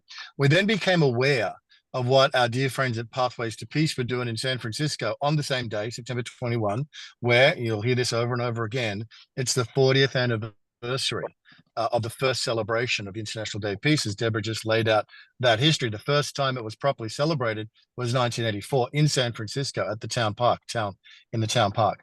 And that was when the first peace wave, the minute silence, rang. And as Avon says, and what we're about to watch, Scott, she talks about it's the first time a minute silence was broadcast on network TV. But this is a super convergence. This is 40 years in the making. All of the peace champions and the legacy and the giants on whose shoulders we stand are giving us a moment, an opportunity. The question is, are we up to it? And that's something we're going to have to. This show is a great step forward, and I think we absolutely are up to it. We're going to give it our very best shot to bring the whole world together. The other thing that we noticed is that there are so many other events. Friends of ours, Rama and Alexander from Home for Humanity, are beginning their epic 7-year journey, the One Home journey, on that day, September 21, which is going to be in Geneva. We know of major events in New York that weekend with the Deep and Rapid Convergence on the 19th of September, and then, of course, the major events in Times Square on the 21st. So all of this, and there's so much more to share. But just to give you the sort of the headline of this is we're sensing this incredible super convergence around the planet and the opportunity to bring it all together. Yes, in a global broadcast, but also, and this is John Raymer's inspiration, to have a 24-hour of shared global experience.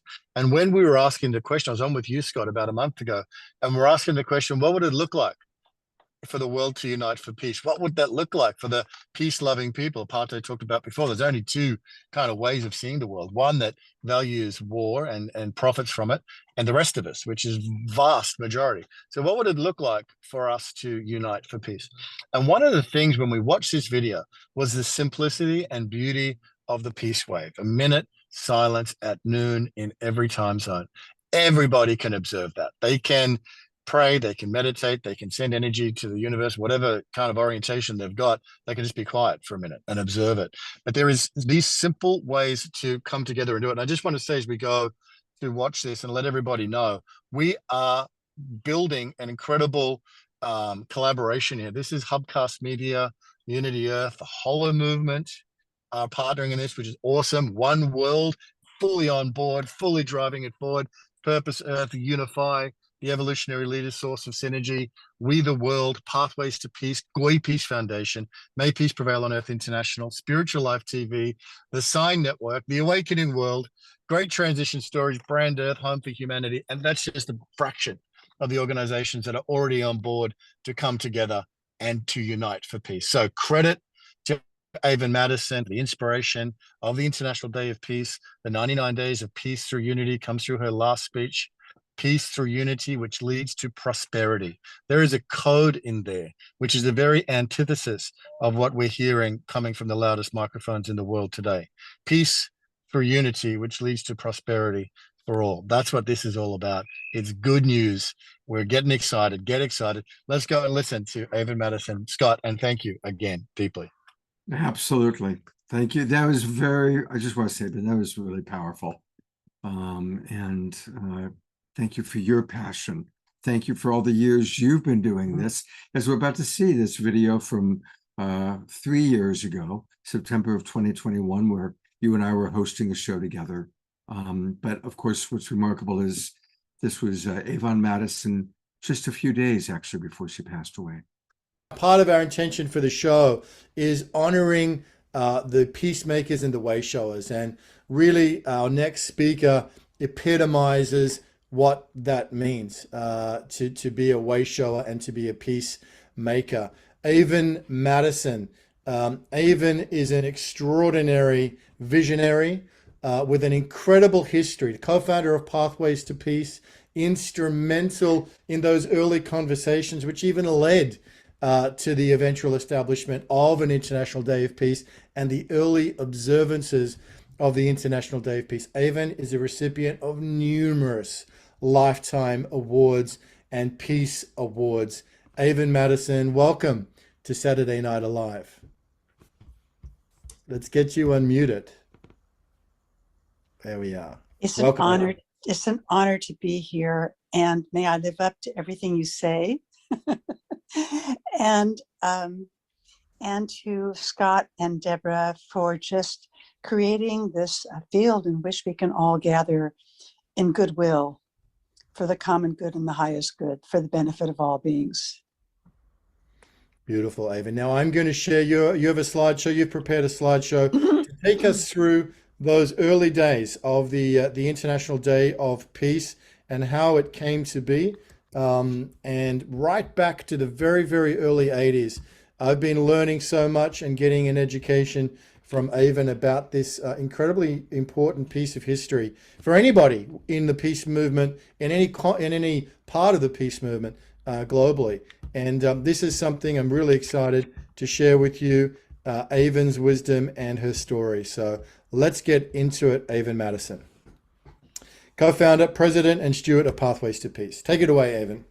All right. Well, first of all, I need to tell you, this is an unrehearsed dance between Ben and myself, where I'm going to be reading my my notes, and at the same time, excuse me, and at the same time, he's going to be dancing with the slides. To begin, we all follow in the pathways of those who've come before us, especially at critical moments in human history and evolution of humanity, where divine ideas become manifested. Such occurred 40 years ago in relation to the co-creation of the International Day of Peace, and humanity is now at this crucial moment again. Thus, the importance and relevance of the International Day of Peace today. A brief origin of this day and about the initial observance. In 1981, a long-held idea came into manifestation to create a universal day of peace through a United Nations resolution. An initial draft included the date for this peace day to be September 21st for spiritual and practical reasons. However, in order to have it accepted, it was changed to occur at the opening of the General Assembly during the third week in September to remind the gathering of all the heads of state and ambassadors of their common commitment to peace above all differences of any kind.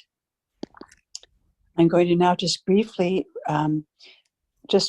quote from a couple of items of the original resolution, which I will, Ben or I will post in the chat box.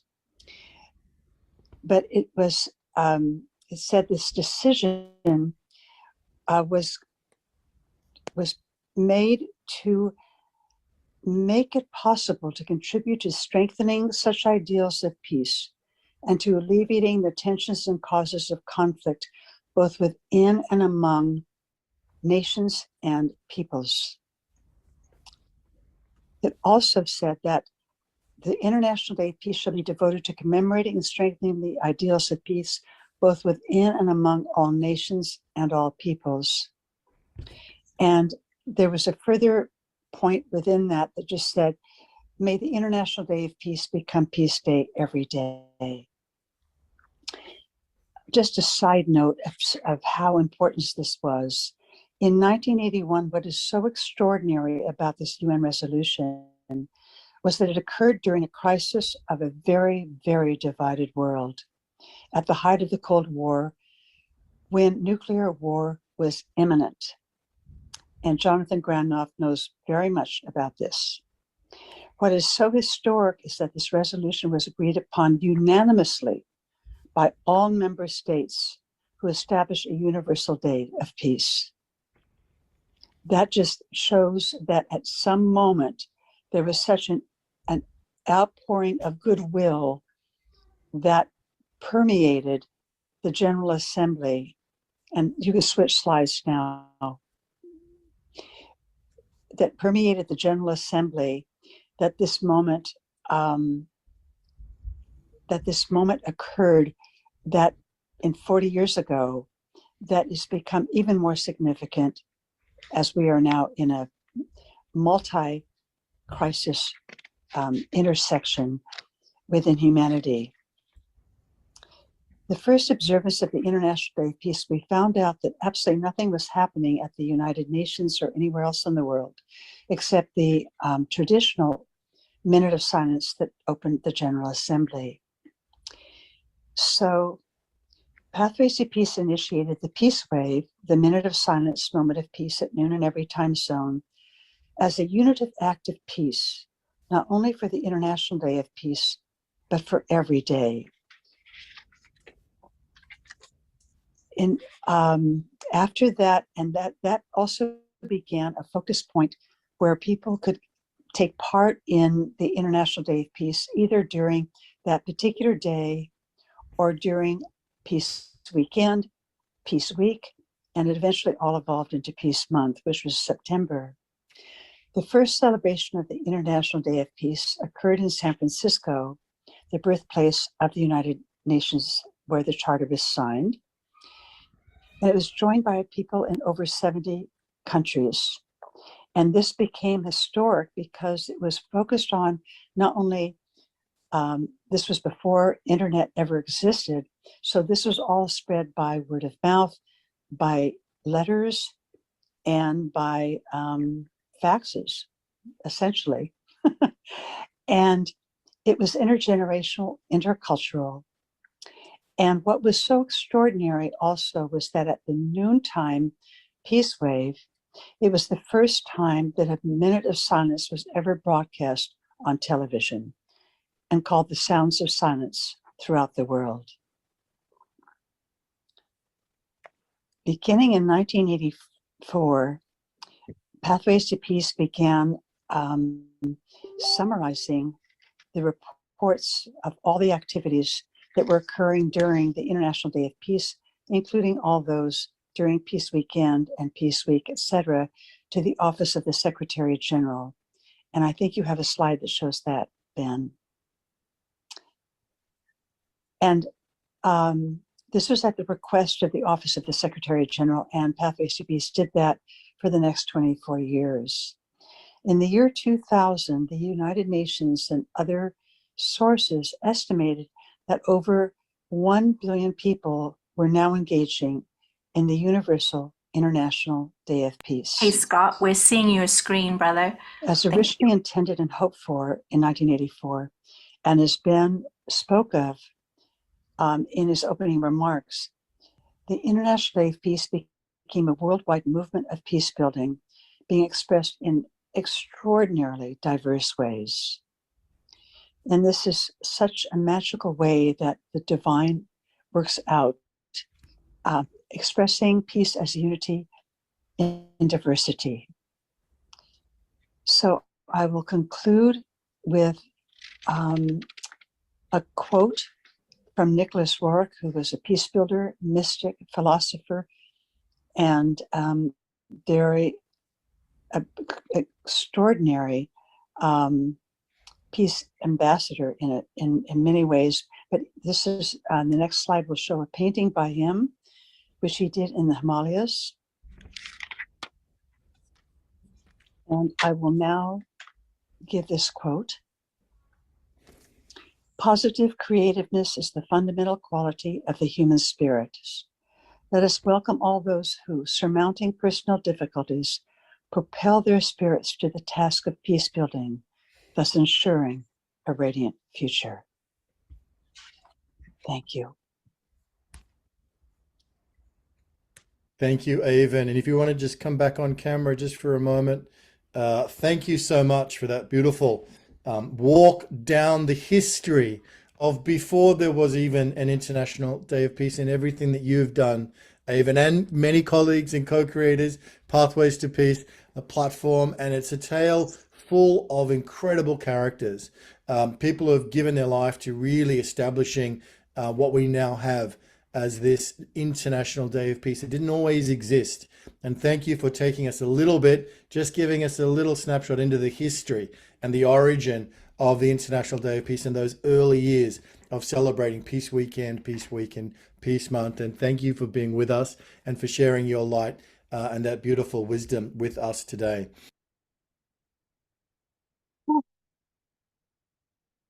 Wow. You know, as you pointed out when we talked about this earlier, Ben, it's so interesting seeing that last shot of her, which is almost halfway in the other world. Yeah. I'm going to actually bring up Rev Deb, because as I was watching, I thought it would be nice. Deb, would you be willing to lead just a minute of silence for us to tune into the spirit of Avon and her vision? What a beautiful idea. And thank you for playing that, just to see her and hear her again and be inspired all over again. Beautiful. So let's do what Scott has requested, and let's visualize that peace wave, circling the globe. And we will take a moment of silence, or as Avon said, moment of silence, minute of peace.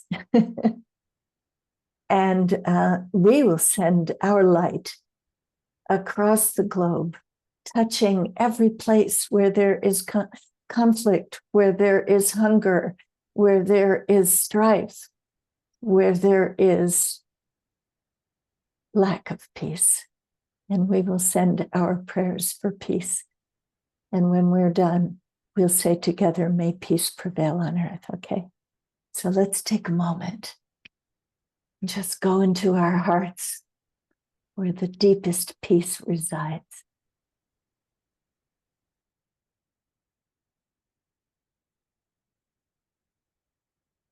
And feel our hearts beating as one.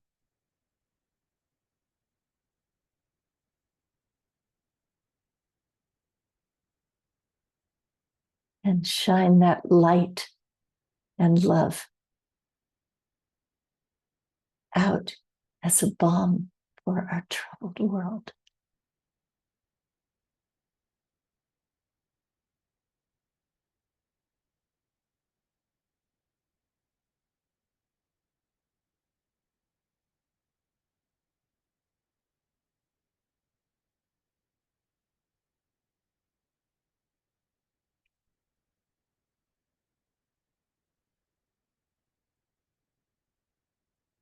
Feel the power of our collective light.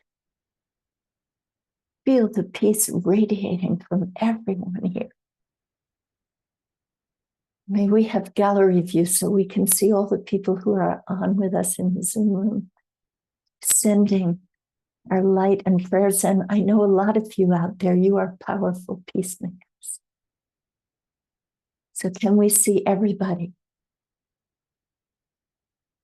And can we ask everybody to open their microphones so that we can say together, in honor of the past of the peacemakers like Avon Mattison, who have dedicated their lives to peace on earth, and those with us today, people like Pato Antoinette, and Becky Suzik, and John and Summer, and all, and Ben Bowler, Scott Thomas. Can we have gallery view?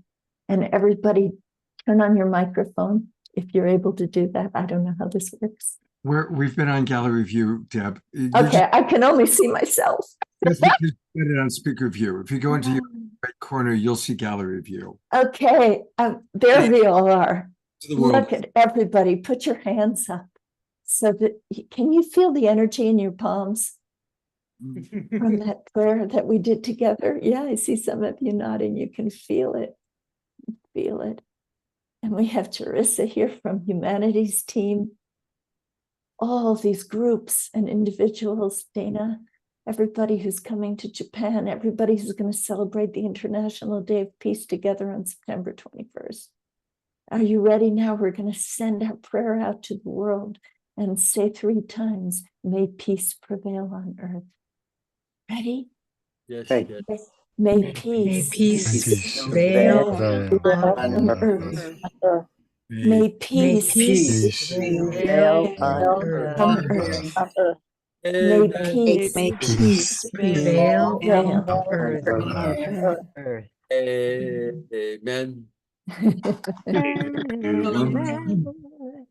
Thank you, everybody. Thank you, beautiful Peace Tribe. Thank you, Ben Bowler, for encouraging us all to unite for peace.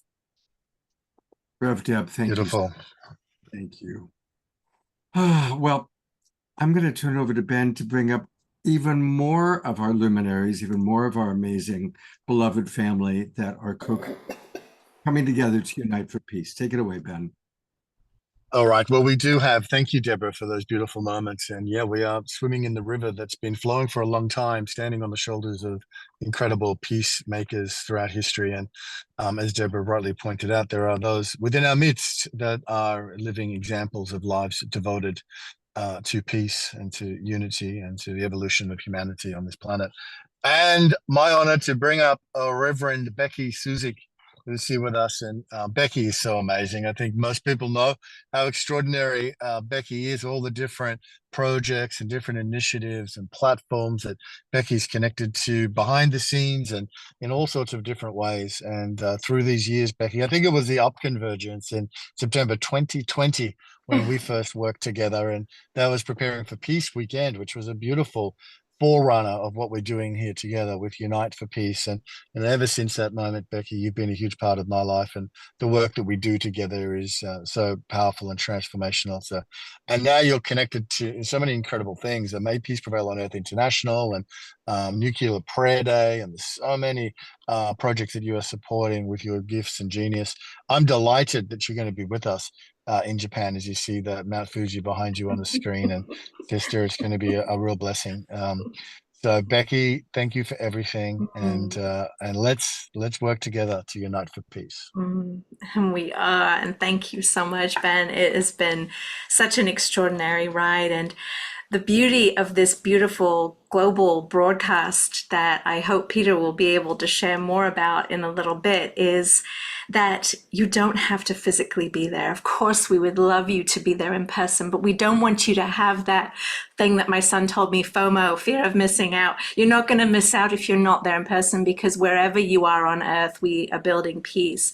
And just like with what I'm about to share about Nuclear Prayer Day, your prayer, your sacred presence is the greatest gift of all, wherever you are in the world. So we're really grateful for those of us who'll be able to be there in molecules. And yet wherever you are molecularly, you will be with us. We will be together. And so we're really grateful for this. And if I'm able to share my screen, I'd love to share briefly before we go to the next part of this beautiful program, this Peace Tribe here. I'd love to share with you all what we're talking about. So during the 99 days of Peace Through Unity, we have, are you seeing my Nuclear Prayer Day? Yes. We have many events that are happening between now and when we go to Japan. And we have Nuclear Prayer Day, which honors and commemorates Hiroshima, and this was brought forth by Voices for a World Free of Nuclear Weapons, where we heard that incredible song that Pato and Antoinette brought forth earlier on the program. And so that's one of our theme songs actually for Nuclear Prayer Day. So you all can mark on your calendars right now, Nuclear Prayer Day, and hold the presence and the intention for a world free of nuclear weapons. That's the one thing you can put in your diary right now, in your calendar, however you use it, and to offer that. This year, we have 30 co-sponsors who are collaborating for Nuclear Prayer Day. They are all of our marketing partners, and we're so grateful to all of these organizations, and some of you all who may not even be on here who want to share and spread the word. We would love you to contribute and share and help as many people find out about this opportunity for prayer and presence. And additionally, we have on the American Eve of August 6th, we will be in the May Peace Prevail on Earth room, live from Hiroshima, where we will be at Atomic Park. This year will be my 5th year being in Zoom at Hiroshima. And in September, my very first year that I actually will be there in person, which every time I think about, I get very emotional for so many reasons. And this incredible experience that we have for in Hiroshima at the exact moment of atomic impact at the place where the impact was felt. It is an extraordinary, it's one of the most high point Zoom moments that I've ever experienced and been privileged to be part of. And so you are all invited. And then on Nuclear Prayer Day in America at noon Eastern, we have this opportunity to come where we will hear from some of the world's leading most thinkers and feelers around denuclearization. And so the last thing that I want to share is, I don't want you to feel overwhelmed with all of these screen shares, is that many of you know, and some of you who are watching our broadcast may not know, is that we have One World, where you can join us in One World and see all of our events. And so you go to oneworld.earth and you click on events on the left side where the spaces are, and it gives you in calendar order, including including, I believe, our programs here, Scott, too. The list of programs that we have. So there you'll be able to find the Zoom links and everything. And it's oneworld.earth. We would love you to join us. We have 2,000 and more people now growing in like-heartedness there. It's really extraordinary. So I'm so grateful to be able to share these events prior to September as we get closer to the Unite for Peace work that we're doing in Japan. And thank you so much for inviting me to be part of this. I'm just holding so much love for each, all, and every single one of us, and grateful for this incredible work that you all are doing just by being present here and feeling and being in this space. So thank you all. Thanks, Scott, so much. Thank you, Ben.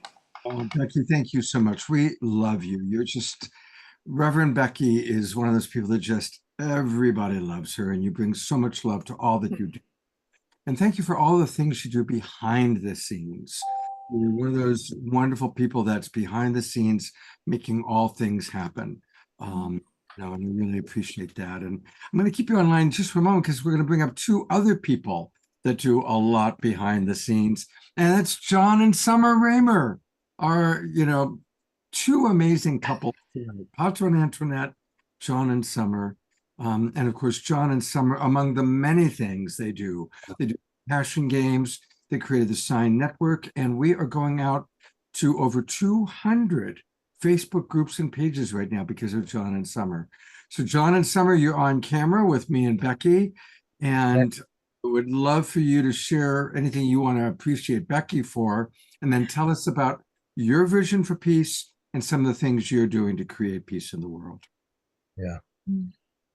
It's a miracle. And you're a reverend.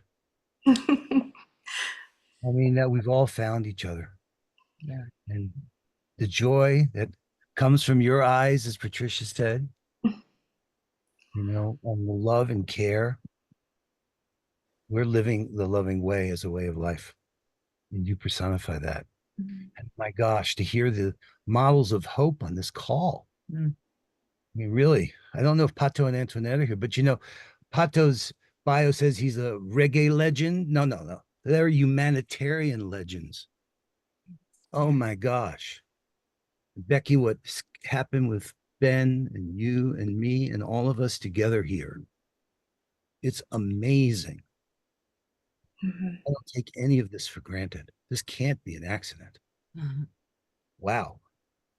It is. Now, what are we really going to do? We're doing it.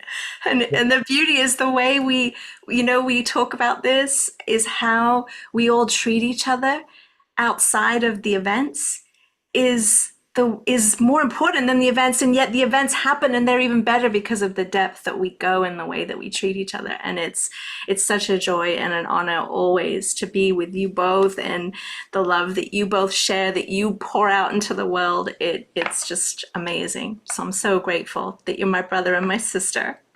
Well, thank you for making joy a priority as well, Becky, with the Joy Fuel, and I mean everything you do. And when I think about you, I think of you like this being that like the 22 women prayers that are tomorrow, and I'm sure you'll be there and you'll be in the background making sure all the videos and everything is flowing like water.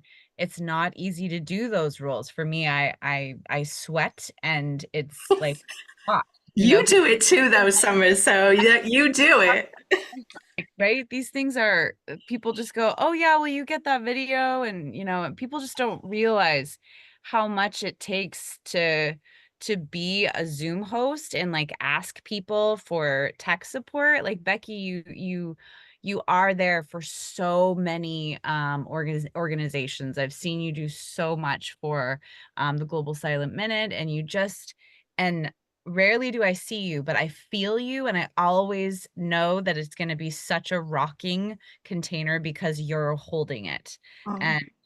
And John was just talking about you. We were just watching you, and you were speaking and hearing all the things, but also just your your light. It's so like what you're doing right now, it's so clear it's the right thing, because you are just, yeah, the vibe, the aura, the energy flowing from you is, yeah. And you know, stunning. I don't want to overlook what Becky's saying for all of us about this, that creating a beloved community, a deep beloved community of networks. And Yeah. like Patricia would say, authenticity grants authority. Yeah. You can't be saying all this and then not living the way that we know is authentic and real, and we are. It's And that true. makes such a difference. That's, Scott asked us, what is our vision for peace on earth?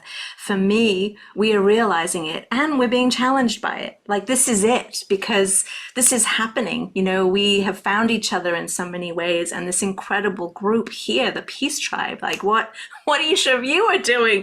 Like, I want to go in a gallery view again, just do what Brother Phil does and hug that screen and come in there, like it's all of us. It's all of us playing our note, singing our piece of the song, and we I don't want to say we fight for it, we love for it. Like, it's like a deeper than a fight to me energy. It's like whoa, it's just so big. So I'm gonna pass it over. You take me off screen because I just want to love on both of you too much. Well, not too much, but more and more. But I want to hear what you both have to say. Pause in this moment, because you know what else I love about you, Becky, and I love about the Peace Tribe is everybody is like, if you look at everybody right now, everybody is like so in love with what's happening. Like, look at everyone's faces. You're all just like, yes. Like, I'm just looking at Ayata and Joan Sunhub. She's beaming. Like, we really are doing something right in this moment.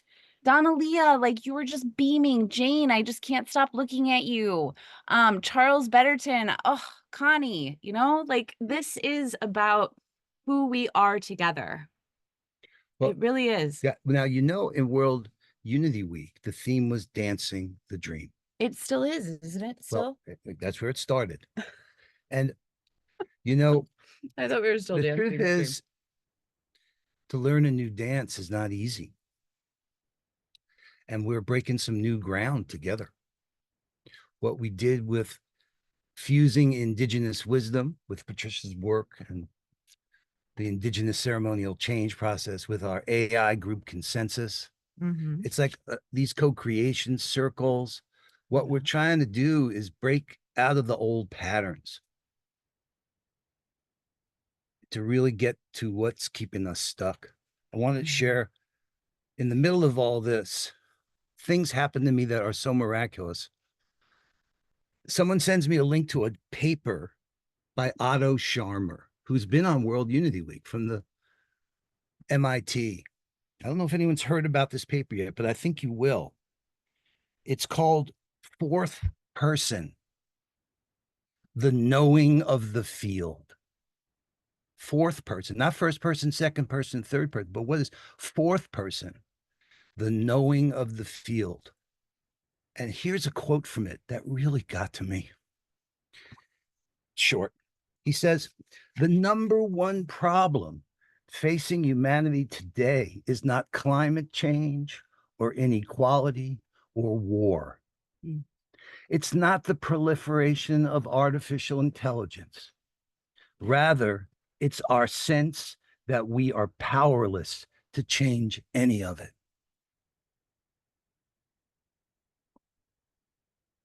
That's where we're going. We're going to get into what has kept us so stuck. And if we're going to unite humanity, what are we going to do? And the genius that the history that we're building upon to rise together, that's the new dance. And all I could say, I've learned from you, Summer. What? Any dance, right? Takes practice. Dancing's easy. Just persistence and commitment. It's okay. And you know what? We came close before when Deborah had us do the May Peace Prevail on Earth.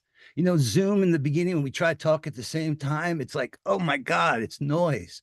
But actually, we were getting it.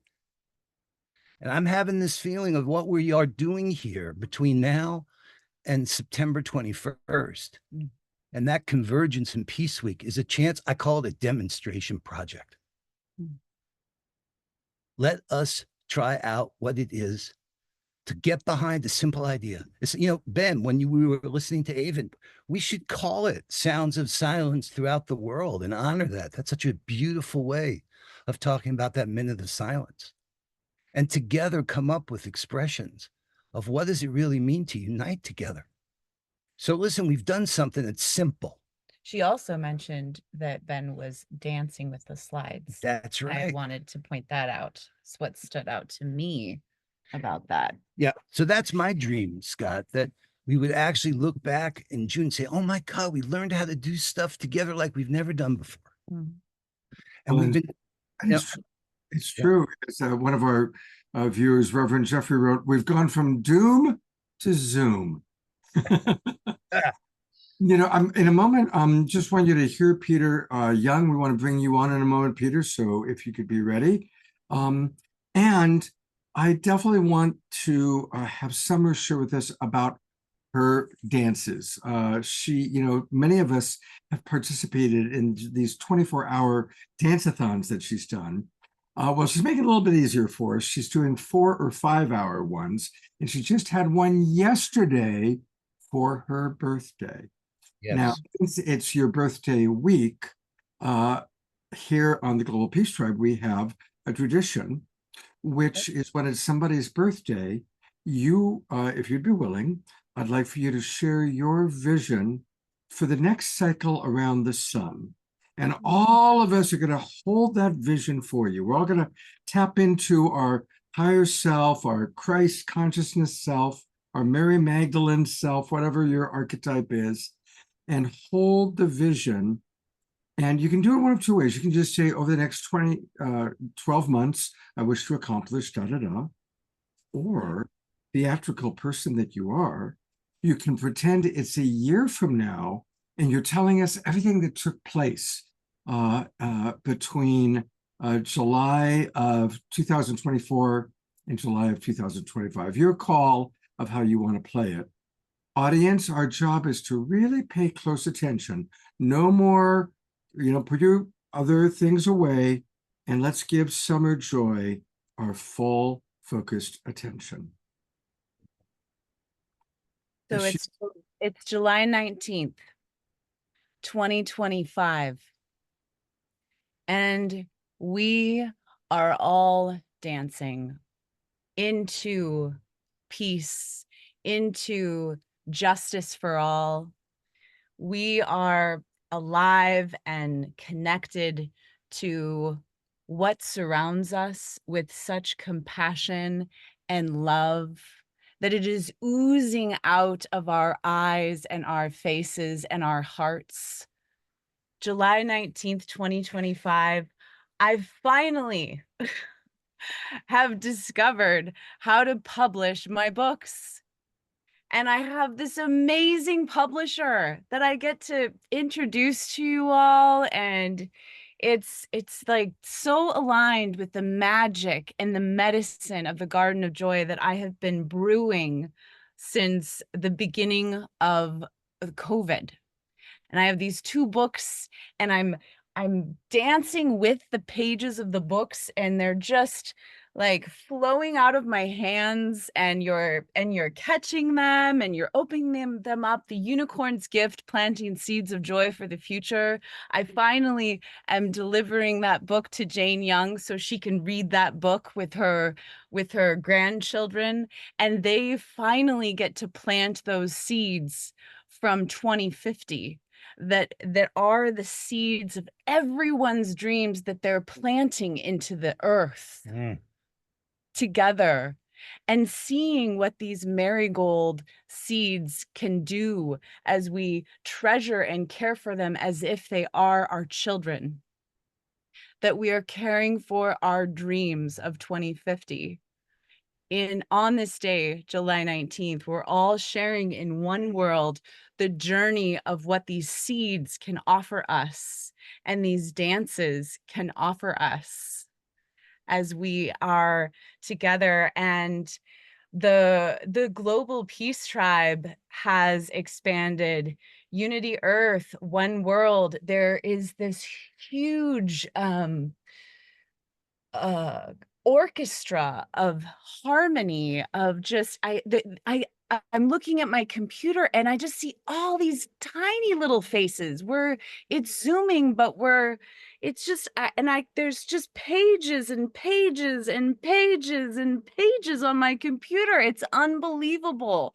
The world is finally in one world. Welcome to One World. The leaders of the United States has rippled out such extraordinary, true, loving leadership that has spiritually rippled out from the hummingbird and the colibri, the quetzal, and the eagle and condor. We're seeing them fly all over the Americas.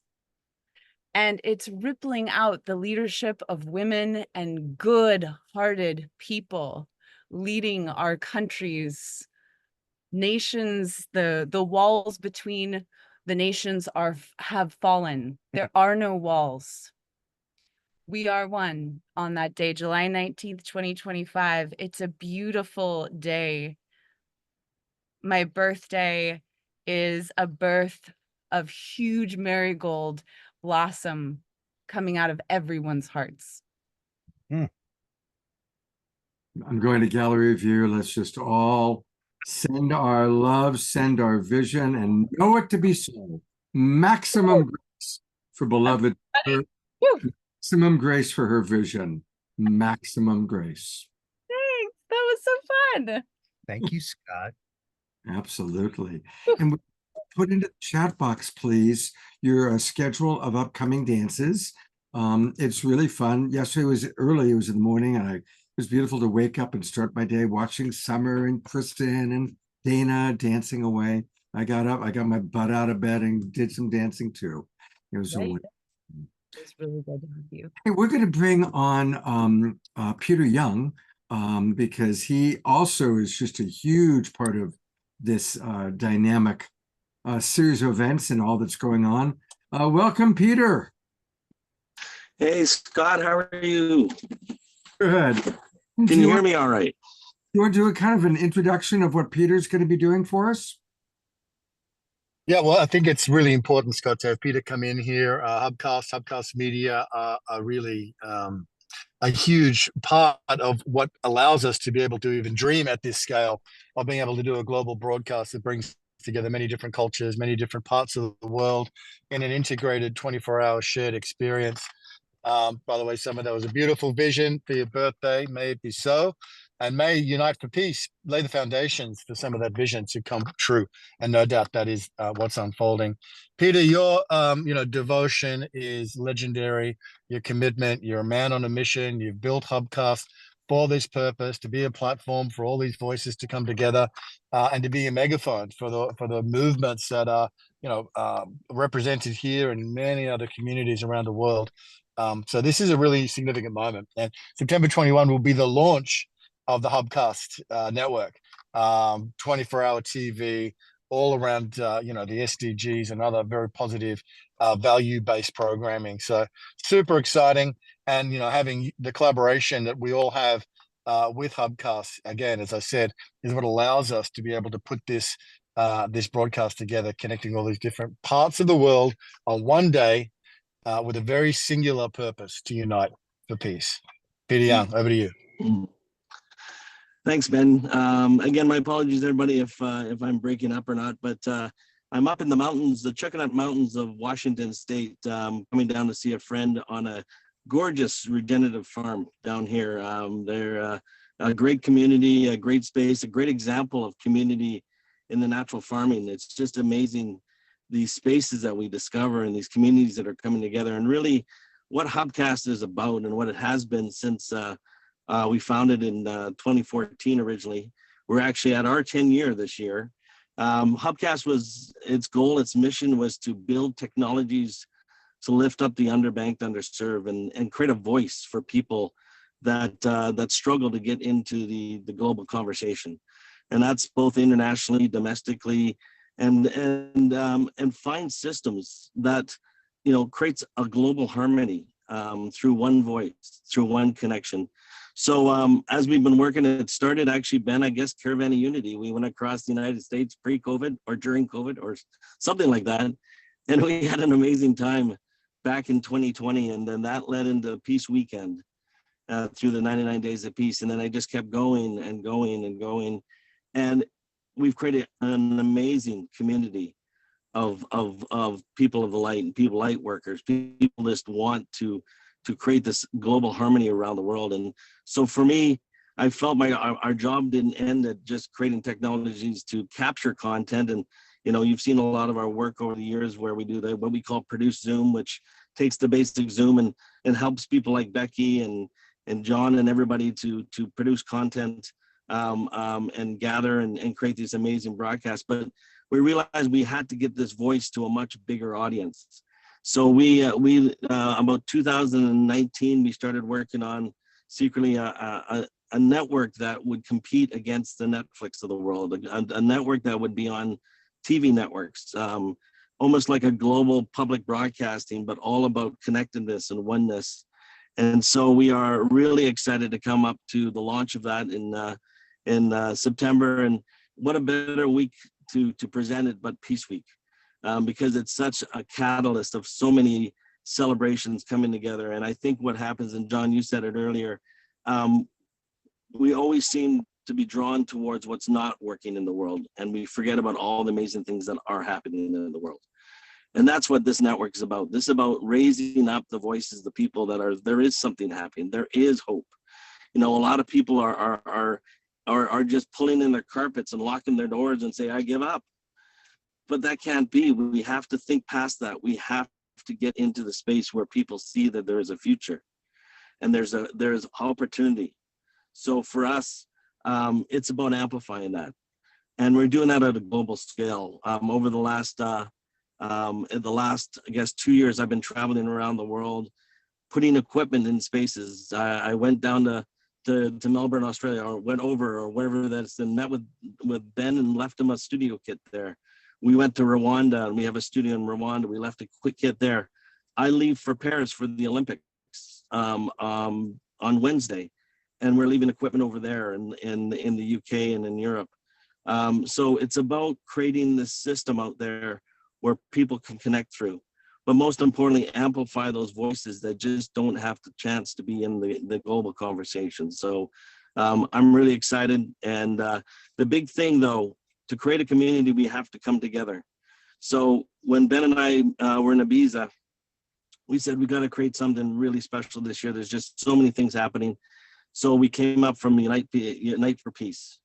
And uniteforpeace.org is the site where everybody needs to sign up. We need to create a community that's global. We need to talk as one voice, and we need to expand it. I mentioned a very simple formula that it's amazing that if I was to tell one person today and another person tomorrow, and they were to do the same thing every day, within 35 days, we'd have 8 billion people, believe it or not.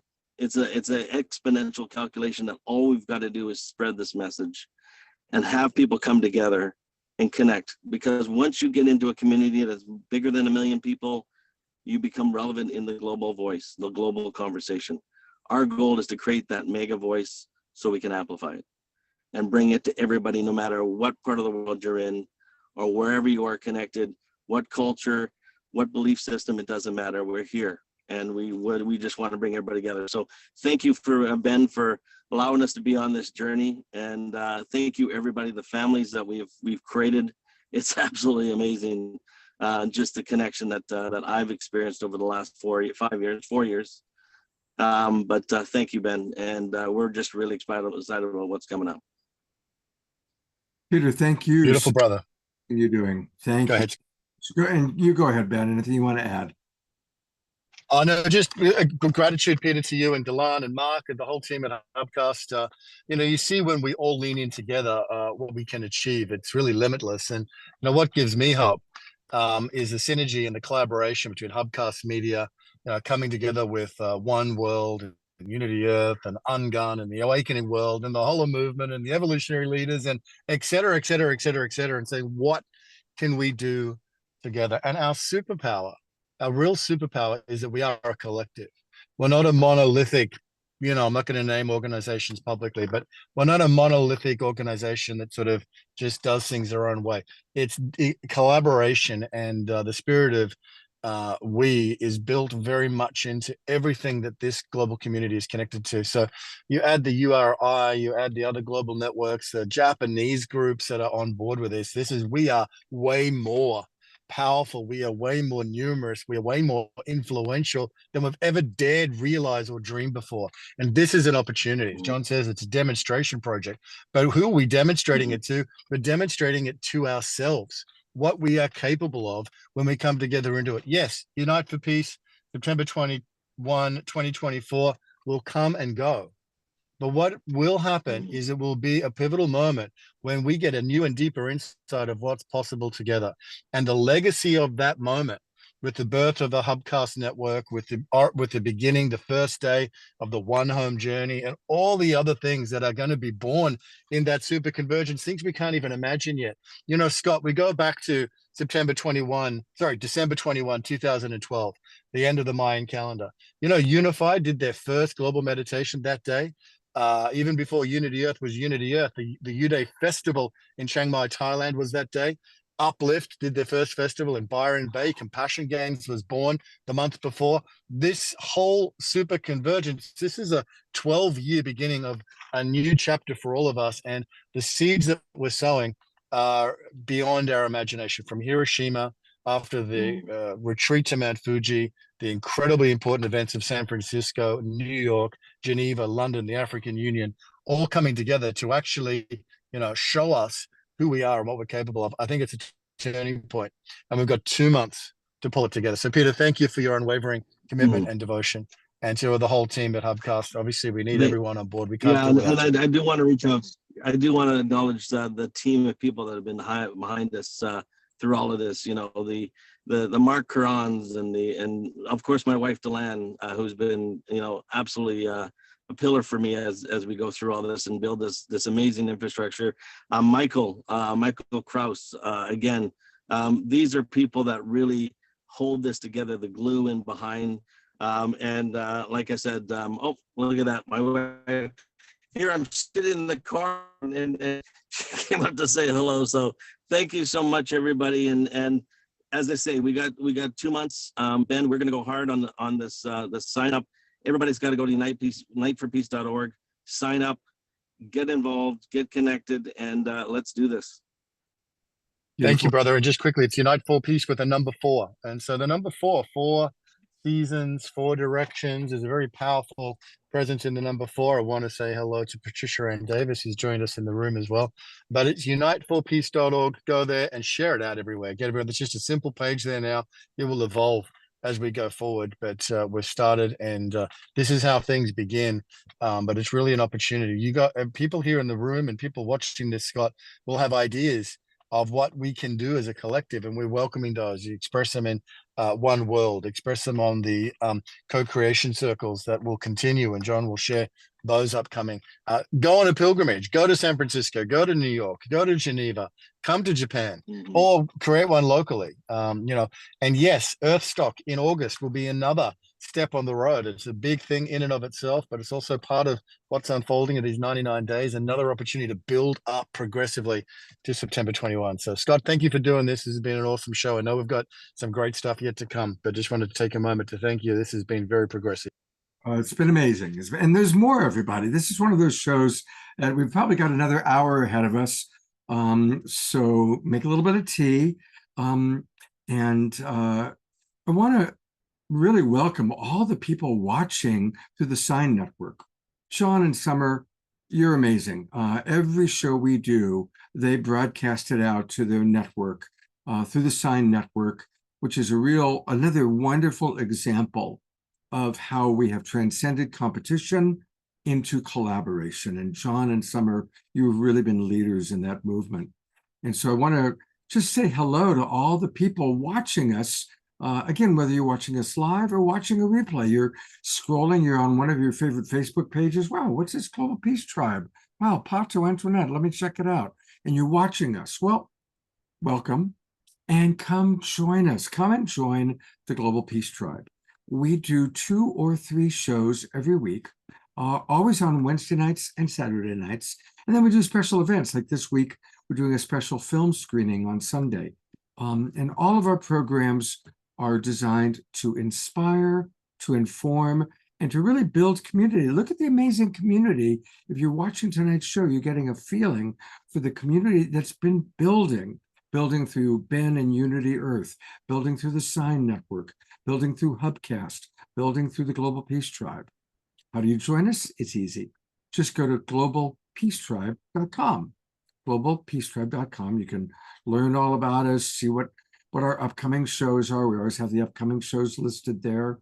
You can find out how to get all of our replays, and then click register for the new season.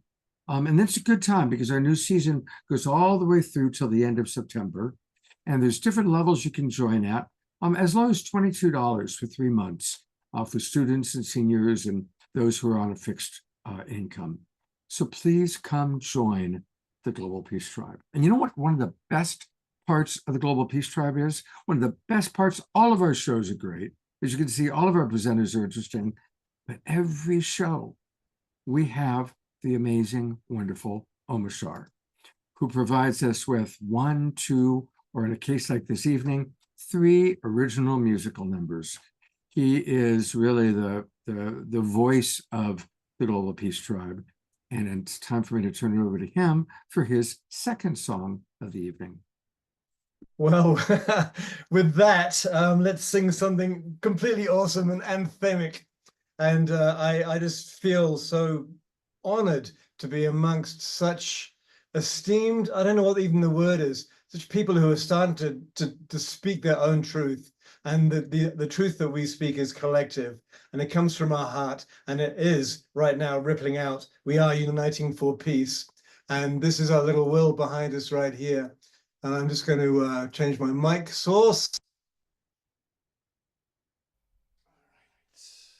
There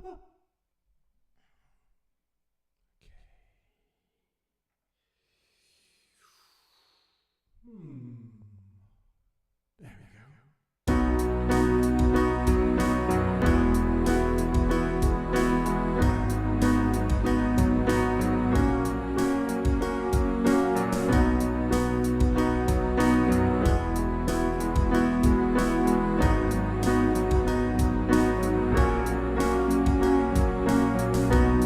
The open roads of this brand new start, the peace that flows through this loving heart, 'cause freedom comes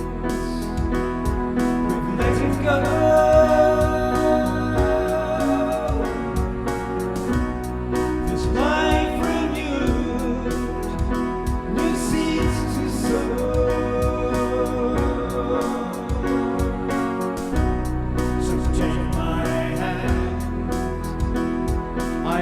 You now,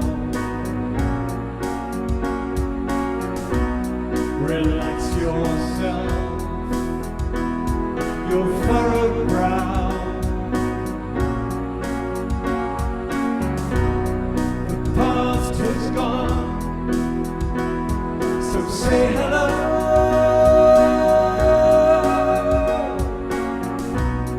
No looking back.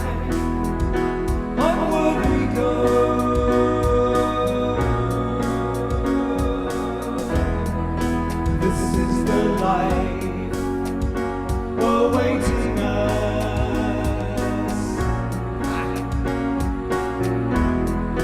with family supporting us.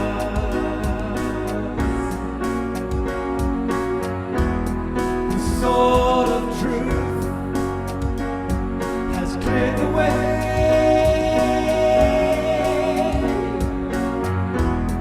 for us to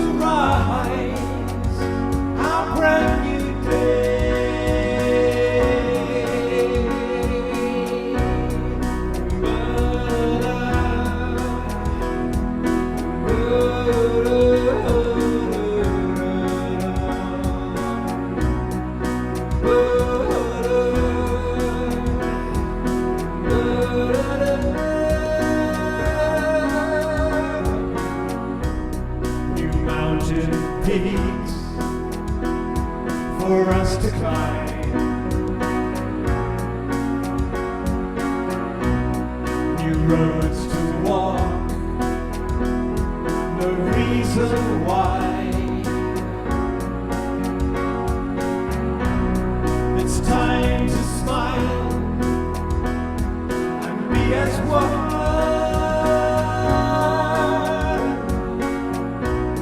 With all of life, a golden sun.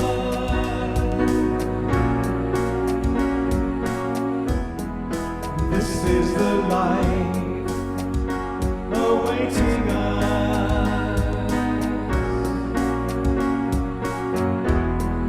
With family supporting us, you rock the sword of truth has cleared the way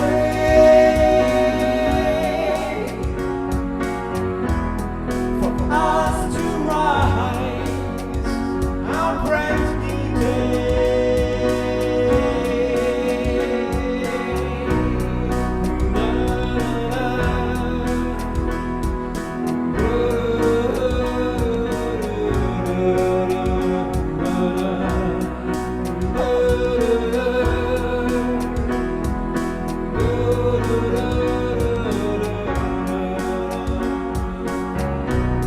Cause freedom comes with letting go.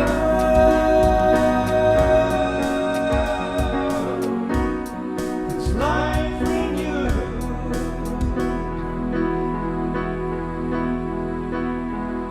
New seeds to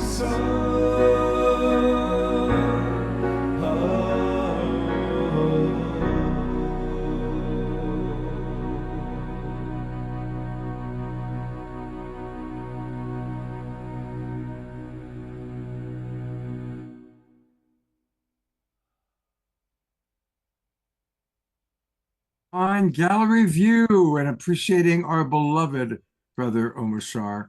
Another incredible song, and I just love watching everybody moving and grooving and dancing. No, it's such a joy. Outside. It really is awesome. And thank you, Summer, for going outside and strutting your stuff. Very, very cool. Summer, if you can hear us, share with people. Summer, if you can hear us, share with the audience for a minute about the peace poll that you were just showing. Where are you, Summer? Right here. I'm right here. Oh, Hello. Yeah. Well, that peace poll was a gift from a dear sister that was going to be a part of this tonight, Fumi, for John's birthday. Text messaged me and said, what do you think about a peace poll for John for his birthday? And then she was like, well, what languages would. That's right. And that's the amazing thing about the Goy Foundation and the May Peace Prevail on Earth is they have all the I think most languages on planet Earth. So we have Lakota, we have Hebrew, Arabic, and English were the languages that I picked for our peace poll. And yeah, it's a really amazing thing to have. It's like taking a stand, for peace. And it's a tree, it's underneath one of the most, I think, amazing trees here in our neighborhood. One day we'll have all of you over. Well, this And land is sacred. This is where the Chautauqua well, all land place. is I mean, sacred. this place Yes. was a place where a lot of cultural activity happened. That we actually Yes. live on this land. It's quite a story.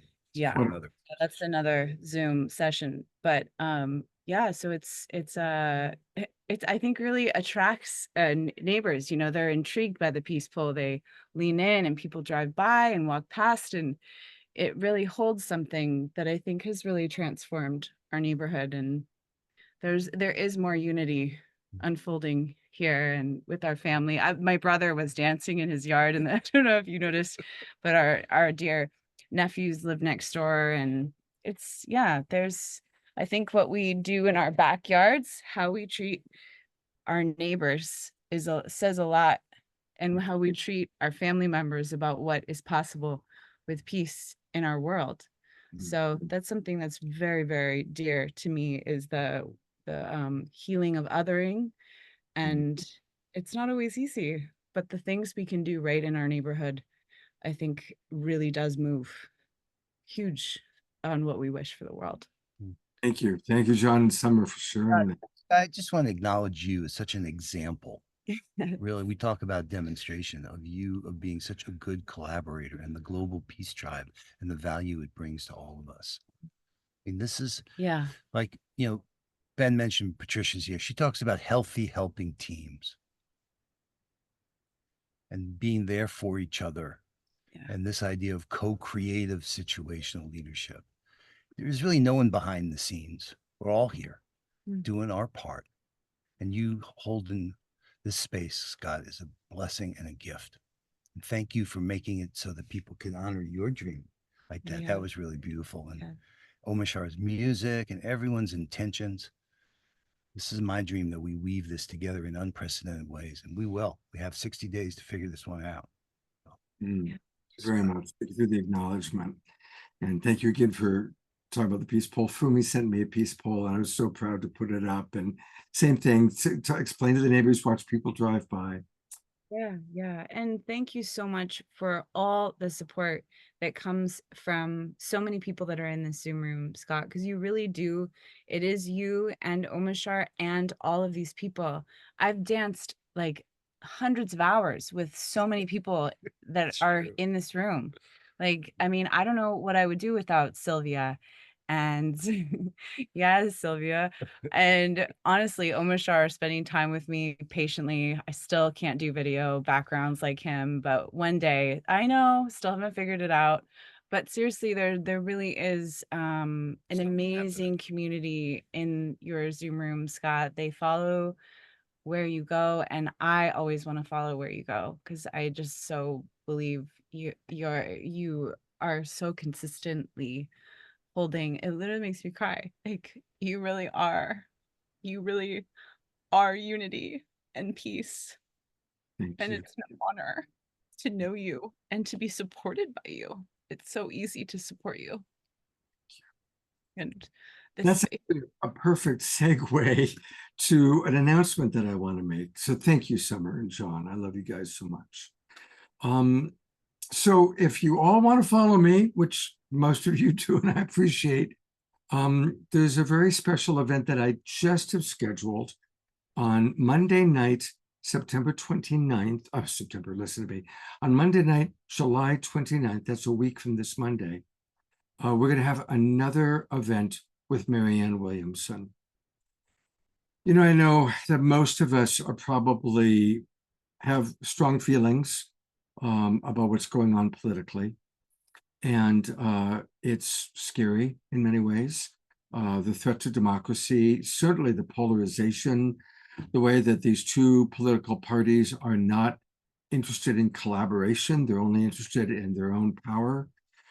And most of us don't want to deal with politics because it's such a unpleasant field. It's much more pleasant to be dancing, making music, doing Zoom shows, doing the things we get to do. And there's an amazingly courageous person who is part of our tribe. Many of us have been inspired by her for decades. Of course, I'm talking about Marianne Williamson. We've read her books. We've studied Course in Miracles with her. And God bless her, not once, but twice, she's entered the political fray and actually ran for president with so little support and carrying really our vision. And if you listen to what Marianne's platform is, if you listen to her vision, it is the closest, I believe, to the vision that most of us on this show relate to, because she does have very wise solutions for the very real challenges of our world. And she also understands the integration of the spiritual and really being a clear channel for spirit to flow through. And we really want her voice to be heard. And there's a lot, as most of you who are reading the papers know, there's a lot of possible change in the Democratic ticket.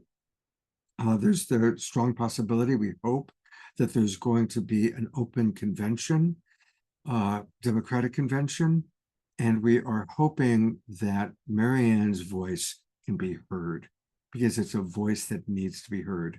And so I had the pleasure to talk to Marianne a couple days ago. She reached out and asked if we would help support her. I said, absolutely. So I'm going to ask all of us, if you feel so inspired, please watch her videos. I'm going to start posting every day a video from Marianne. If you like what she has to say, post it on your social media. Start putting it out there that you want for the mainstream press, the mainstream media, and the Democratic Convention to add her voice to what needs to be said. So Monday night, Monday night, July 29th at 6 p.m., we're going to have a special Awakening World edition dedicated to Marianne. Let's bring all of our friends. Let's really, it's happening pretty quickly. We just confirmed the date, literally while this show was taking place, around the time that Pato and Antoinette were playing their music, their video. And I hope everybody will come.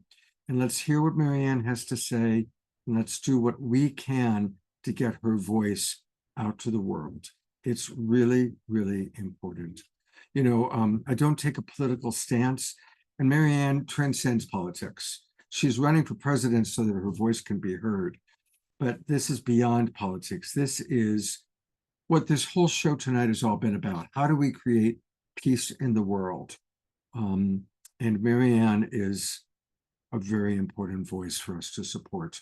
And her courage and what she's gone through, the arrows that have been shot at her, most of us have never had to deal with the level of challenge, public challenge that she's gone through, and still marching ahead, sharing her wisdom, sharing her voice.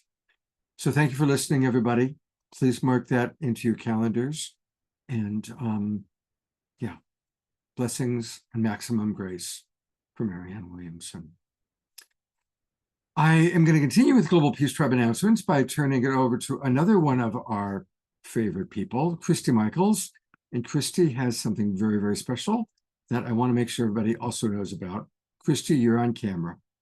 Thank you, dear. Appreciate it so much. That's another dynamic thing. I'll keep it short. Monday, the 22nd at 3:30, astrologically, the energies of the divine feminine intelligence is rising. So that's when we're launching the Magdalene Feast Day. And please join us. I'll put the link in the chat. It's the Gospel of Mary Magdalene .feastday / Gospel of Mary Magdalene .info / feastday -day -of Mary Magdalene. So anyway, you also, for the Global Peace Tribe, I'm giving you all a gift because at our Easter, we had Shiloh Sophia was going down to meet with the Koji tribe. And if you haven't seen the Koji tribe film that was launched through unity.earth, we showed it, and Shiloh went down. The Koji were not able to meet there, but a magical and synchronistic thing happened that was so significant, because as we work with indigenous tribal leaders and unified all this work that Chief Lane is doing and all the wonderful people that are bringing this unification, the ability to restore for us as the white people who have taken, to give reparations back. So Shiloh was able to do that when she was down in Mexico, and it was very powerful. And we have a YouTube with Patrick McCullen on it, and it's my gift to the Global Peace Tribe to see it. So highly recommend it. So it's on the Gospel of Mary Magdalene.info feast -day -of Mary Magdalene. Thank you, Scott. Thank you, Christy. And put that chat into the chat box. I am bringing up your main website For those of you who are all watching on Facebook, and again, thank you, John and Summer, for having us out to over 200 Facebook groups and pages tonight. If you go to gospelofmarymagdalene.info, gospelofmarymagdalene.info, and I imagine if you click upcoming webinars and events, you'll be able to find the feast day that she always says. Here it is, the Magdalene Feast Day on July 22nd, and the special bonus gift that she's providing. So, and I know Chrysalis does a wonderful job with this event. It's something she does every year on an annual basis. So, Christy, thank you for your dedication and your devotion to. We got to have the voice of the divine feminine rising. I'm sorry, her leadership is imperative if we want this unity that we're talking about. It's not going to happen without her. I agree. And that's why I'm a strong believer in Marianne, because Marianne is a modern day voice for the divine. Yes, for sure. Her courage is unbelievable. Thank you, Christy. Yeah. Thank you, dear. Well, there's another wonderful event happening on that same day, and they're coordinators. You can do one and then do the other. You can do them both. Our beloved Dana Tomasino has a birthday. And we're going to bring Dana up in a moment. We're going to play a video that Dana has created for us. It's really wonderful. But I also want to acknowledge, since this is our Global Peace Tribe announcements moment, I just want to give a birthday celebration to a couple of our other wonderful Peace Tribers. Carol Craig just had a birthday. Carol, thank you for being such an ongoing regular member. And Dorina down in Ecuador, who always asks great questions and lets us know about other people's birthdays. It's her birthday. So happy birthday, Dorina. Happy birthday, Carol. And if you want to put into the chat box your vision for your next cycle around the sun, your vision for the next 12 months, similar to what we asked Summer to do, please put that in the chat box. And then I'll read it and we can hold that vision for you. I'm going to bring up Dana next. And Dana, why don't you start by introducing your video, which I will then play. And here is Dana. Aloha, everyone. Aloha, Scott. Would you like me to answer the question about peace before we share that or after? Your call. What order feels right to you? Go ahead and share your vision for peace first. Okay. So I knew that Scott was going to ask us these questions, so I sat down and something just came to me and I wrote it down, and it came sort of as a transmission. So I think I would like to just read it. Here it is. My perspective is you can't push peace onto a mass consciousness level that does not support it. Peace has to emerge as a natural expression of consciousness evolution. When people are connected to source and to their own divine essence and the consciousness inherent in that connection, peace is no longer a choice. It just is. In all of the work that I do, whether it's my heart math work, my healing work, or my sacred sound, I serve as a conduit for source energy, for divine energies that empower people to embody their own source connection and divine essence, the largest part of themselves, and its infinite intelligence, which is love. When people operate from that embodied place, peace is the natural outpicturing, and not just a static state of peace, but a true evolution of personal and planetary consciousness, which is what we're here for. Peace isn't the end point. It's just the ground. It's just the beginning. And one caveat, I'll just say, that doesn't mean that we should abandon all external efforts, just that these efforts should be informed with that understanding. Absolutely. You know, someone that we sometimes have on the show is Reverend Michael Beckwith. And Michael always emphasizes both. We need to hold the vision on the inner plane and take action on the outer plane. And it's so important to do both pieces, both parts. So Now you've got a beautiful soundscape that we're about to listen to. Anybody that's got special earphones or headsets, put them on, because it's a beautiful, beautiful piece of work that we're going to watch visually and listen to. Dana, is there anything you'd like to say about it before I play it? Yes, so I'd like to introduce Aria. So the sacred sound infusion that I'm sharing tonight in the form of a video is called Aria, and it's my newest sacred sound infusion. This one is the most complex that I've created so far. It's taken 4 months, and I only just finished it and only just finished the video. So it's really been a great work in progress. And one reason why it's been much more technically challenging is because it's the first one that I've also done my own instrumentation on. So I have a piano part that I play, and also I play the crystal bowls in addition to the multiple vocal parts that I do. And just integrating all that together had a lot of technical challenges. So it's a learning journey. And so Aria, of course, means song, but it also means air. And Aria is a sacred sound infusion that embodies the energy of the element of air. And another thing about Aria is that it contains a numerical code. The great physicist Nikola Tesla said that the numbers 3, 6, and 9 were keys to unlocking the secrets of the universe. So I thought, I'll put them into Aria.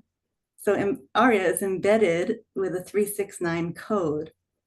In the piano part that has like a 12-note repeating pattern, I accent the 3rd, 6th, and 9th note repeatedly throughout the piece.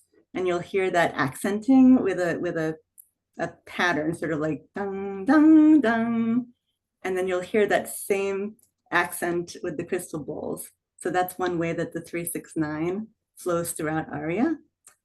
It's also 6 minutes and 39 seconds, very intentionally. And there's a few other ways that 3, 6, and 9 is embedded into this piece. So Aria is all about the element of air. It's embodying the energy of air, and it has that other secret code in it. And please listen with headphones or earbuds if you can, because it's a multi-dimensional transmission, and you'll hear a lot of that, the interplay of all the parts much better in that way. So thank you, and I hope you enjoy it. Okay, thank you so much. Here is Aria.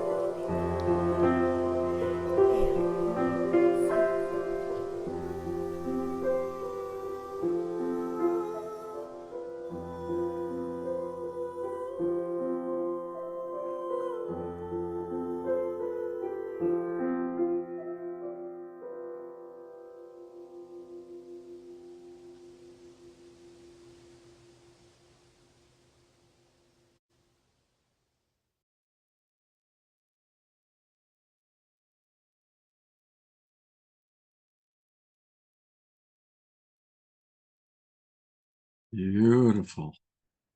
Absolutely beautiful. That's all. I'm going to go to gallery view and it's all twinkle, Dana. That beautiful, beautiful experience, really. It's an experience. And Dana, of course, I'd love to turn it over to you to share with people about your birthday party on Monday. Thank you, Scott, and thank you everyone for your energetic participation in that experience. So on Monday, I'm having a very special offering. It's my birthday, and for my birthday, I decided to give an offering that is a birthday celebration, a sacred sound journey, and a group healing. And this is the first event of its kind that I've ever offered. It's very special. I've been preparing for it energetically. We will create together a very sacred container, which will have a lot of divine facilitation present to facilitate really an upgrade for us in whatever we choose to bring into that circle, whether it's healing, consciousness expansion, intentions, bring them all. And we have a lot of divine help and facilitation. I will facilitate a sacred sound journey. We'll visit different sonic and energetic environments. We'll connect with source energy. We'll receive upgrades, activations, downloads, and we will do a group healing. And in the end, we will also do a planetary healing, which I always include in all of my events. So I wanted to do something special to give on my birthday as well as to receive. So I've planned that, and I really hope that you can come. And it's also a fundraiser, and the fundraiser is to support my sharing my sacred sound work at Peace Week in Japan. And this is my sacred vision. It's particularly my sacred vision to share my sacred sound at Mount Fuji, which is an energetic grid point, a very high frequency energetic grid point on Earth. So to help me fulfill that vision, as September is approaching, I truly could use all the support possible. And you can make a donation to come to my birthday event, either by PayPal or to my GoFundMe link. And, you know, I am encouraging people to come in person if at all possible, because it is an energetically co-created event. We all contribute to it. But if you can't come and you would still like to support me, I will send you the recording of it. And if you'd just like to support my sacred vision anyway, I truly, truly appreciate your support. So there is a flyer for it. There's also a Facebook event, and I can put some of that in the chat as well. Here's the flyer for all of us watching on Facebook or on YouTube. Here's the flyer. And again, it's Monday, July 22nd. That's this Monday at 2:22 p.m. So come to Deborah, where I'm getting the names mixed up today, Dana's birthday party. And then we swing into the Magdalene Feast Day right after that. So Monday's going to be a really special day. And a lot going on Monday. Yes, a lot going on the 22nd, but it's a special number. So thank you, Dana, for all your beautiful contributions. And I'm holding the vision for you to be in Japan. Is there anything else quickly that you'd like for us to hold for your vision for the next cycle around the sun? Let's just say fully stepping into the next phase of my life. And I know all the details of what that means, but let's just hold that vision with everything that entails, all the beautiful blessings that entails. Maximum grace for you to just be in divine, perfect flow for the next chapter of your life in this next cycle around the sun. Thank you. Actually, I have one more very important announcement. As you know, we've been adding a film series as part of a collaboration with Lori Grace and the Sunrise Center. And our next film that we're going to be watching and discussing is a movie called Against All Enemies. It's a disturbing movie. I'm not going to pull punches. It's hard to watch, but it's important, and that's why we're showing it. I know Carol Craig, who's in our audience, has already watched it. And I think some of you also may have already watched it. Morgine, I see, raised her hand. So the way we're doing it this time, we found that it's actually not even ethical for us to screen a movie and then have people watching it, because the people who make these documentaries, you know, it's hard to make their money back. And so what we're asking now is to watch the movie in your own time, in your own way. Any of you who live in the San Francisco Bay Area, come to the Sunrise Center. We're going to show the movie tomorrow at 3 o'clock in the afternoon. And then at 5 p.m., I'm going to host, along with Lori Grace, an online discussion to talk about it. We're going to then do this again, same movie, on Thursday, this upcoming Thursday, the day out of time, July 26th. We're going to show the movie at 6 o'clock, and then we're going to have the discussion at 8 o'clock. I'm going to put into the chat box the links to register. It's free of charge for all Global Peace Tribe members to come to the discussion. We're not going to broadcast it. It's an in-person online Zoom meeting like this, but not broadcast out to Facebook and all the different pages. It's just for our Global Peace Tribe subscribers. And it's important to be able to talk about some of these issues. So I'll put the links into the chat box, and I invite you to join us. Again, the discussion will be Sunday, tomorrow at 5 p.m. Pacific time, and on Thursday at 8 p.m. Pacific time. And please rent and watch the movie in advance. It's easy. All the major providers have it: Apple TV, Amazon Prime, YouTube, and they all charge around $4.99, excuse me, to rent it. Again, it's called Against All Enemies. And then the next movie after that, if you want to get a head start, that we're going to watch is a movie called Bad Faith. Bad Faith. These movies are helping us to understand the very real threat to our democracy. Again, I'm not a particularly political person, but living with Lori, she's helped to open my eyes to things that we just need to be aware of. So, you know, thank you very, very much for those of you that do participate. We've actually had, I think we had 65 people from the Global Peace Tribe come to our last film discussion, For God and for Country, that film. So thank you, everybody, for participating. All right. Where are we on the agenda? It's been quite a full night, hasn't it? All right. Danette. So Danette Wolpert is somebody that you've actually seen on the show on kind of a regular basis. You might recall her that she created the Illuminate Film Festival and served as its executive director, and still is very involved with the Illuminate Film Festival. She's now in charge of bringing all of us into the Holo movement. And she talks a little bit about this. This is a 10-minute video, but again, the Holo movement is a very important part of this collaboration. So many organizations coming together: the Sign Network, Unity Earth, the Holo movement, the Global Peace Tribe, the Evolutionary Leaders Network, and Omashar, who plays music for all of us.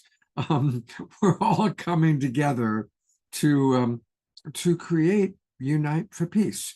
And so Danette wasn't able to join us in person tonight. So here's a pre-record that I did with her a couple days ago, talking about the Holo movement. It's really important to know more about the Holo movement.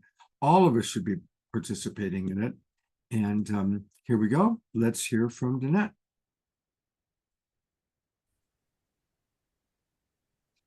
Many of you remember Danette for the many years that she was the executive director of the Illuminate Film Festival, and we did some really wonderful projects with her.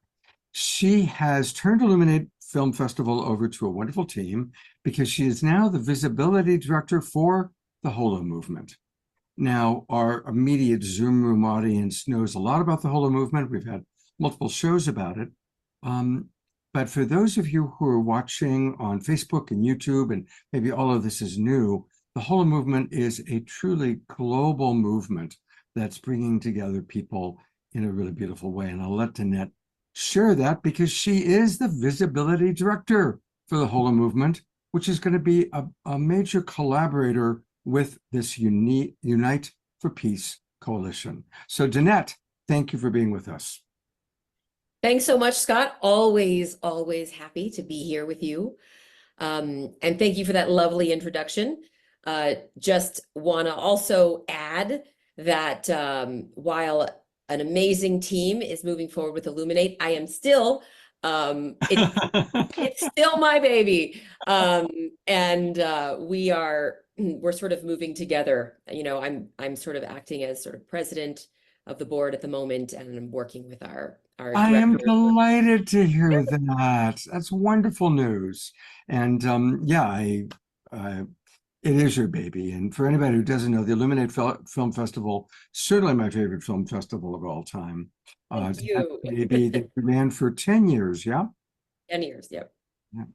So far. Tell us now, though, about, again, your vision for peace, either as Danette or as a representative of the Holo movement, and then what you and or Holo movement are doing to create peace.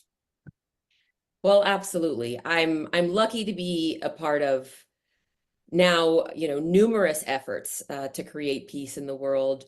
The Holo movement is absolutely devoted to a better world of peace and harmony and elevated consciousness and unity. And so is Illuminate. So I'm lucky to be part of multiple cohering visions, is how I like to put it. So, you know, my vision for peace, you know, is a world where where we as individuals are in our highest frequency. And that is a frequency of love. It's a unitive frequency. It's a frequency whereby we really truly understand our interconnectedness. And we understand that the other is really just a part of ourselves.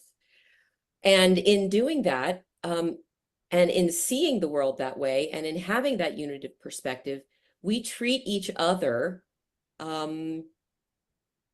with love and grace and compassion. And, you know, we see inner peace on all we see peace on all levels, from inner to group, to community, to country, to globe.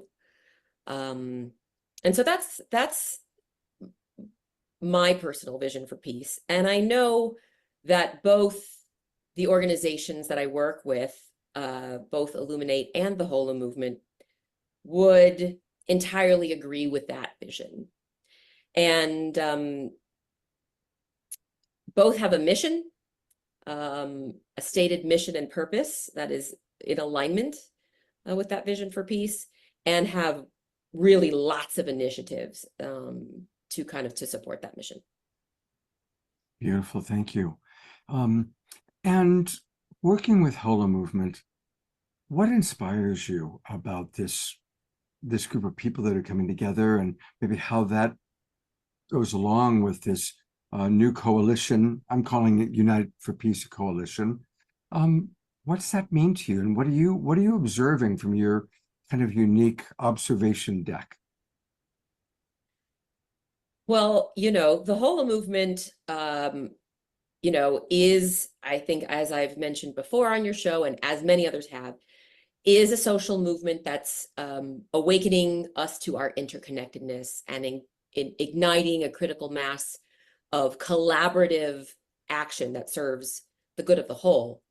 And so one sort of fantastic example of that is this coalition that's coming together for Peace Day, and led by our friend Ben Bowler, and kind of incorporating many, many organizations, individuals, groups, into building a real kind of heartfelt charisma and buy-in to the idea that it's time to tip the scales towards peace. The stakes are only getting higher with every day. And it's going to take a village. It's going to take all of us. And so the Holo movement is supporting Unite for Peace and this coalition by contributing. We have certainly supported in the way of funding. We are supporting in the way of contributing through a sidewalk chalk project that is in the works, whereby we are going to ignite partners in places all over the world to draw on the sidewalk with chalk their own vision for peace. And in doing so, having them communicate that they are standing for peace and that they are ready to stand in solidarity with everybody else who is also standing for peace. And that might bring people together into collaboration, whether it's, people in the neighborhood drawing on the sidewalk, their own various versions of peace, or it could be, in a more public space, provided they have, permission to draw on the sidewalks.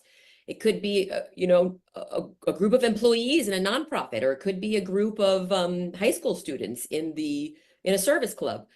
So that is sort of our contribution. And we are looking at ways where we are basically collaborating with this whole coalition to support their efforts and have those efforts support the Holo movement's contribution as well.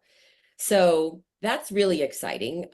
I myself am a liaison on that coalition representing the Holo movement. So of course, I'm sharing my expertise, in the film and conscious media world, because there is a huge 24-hour broadcast that is a part of this Unite for Peace event on Peace Day. And of course, any other contributions, that we have about really reaching people, creating impact, and the outreach to the thousands, if not, more, tens of thousands of people who, we would like to have participate in this Peace Day event. And so, speaking of outreach, because we're already out of time almost, let's talk about how people can join the Holo movement. And for those of you watching on Facebook or YouTube, go to holomovement.net/community, holo, H-O-L-O, movement.net/community. That takes you to this page, which all of our Zoom members can see. And I've also put this link into the chat box for everybody. Tell us the different ways that people can join tonight. Wonderful question. I wish that really, truly everybody could find, a way of participating that really resonates with them. The options are wide. We have first, getting onto our website and just sort of acting in solidarity and looking at our values, and then aligning with the Holo movement's vision.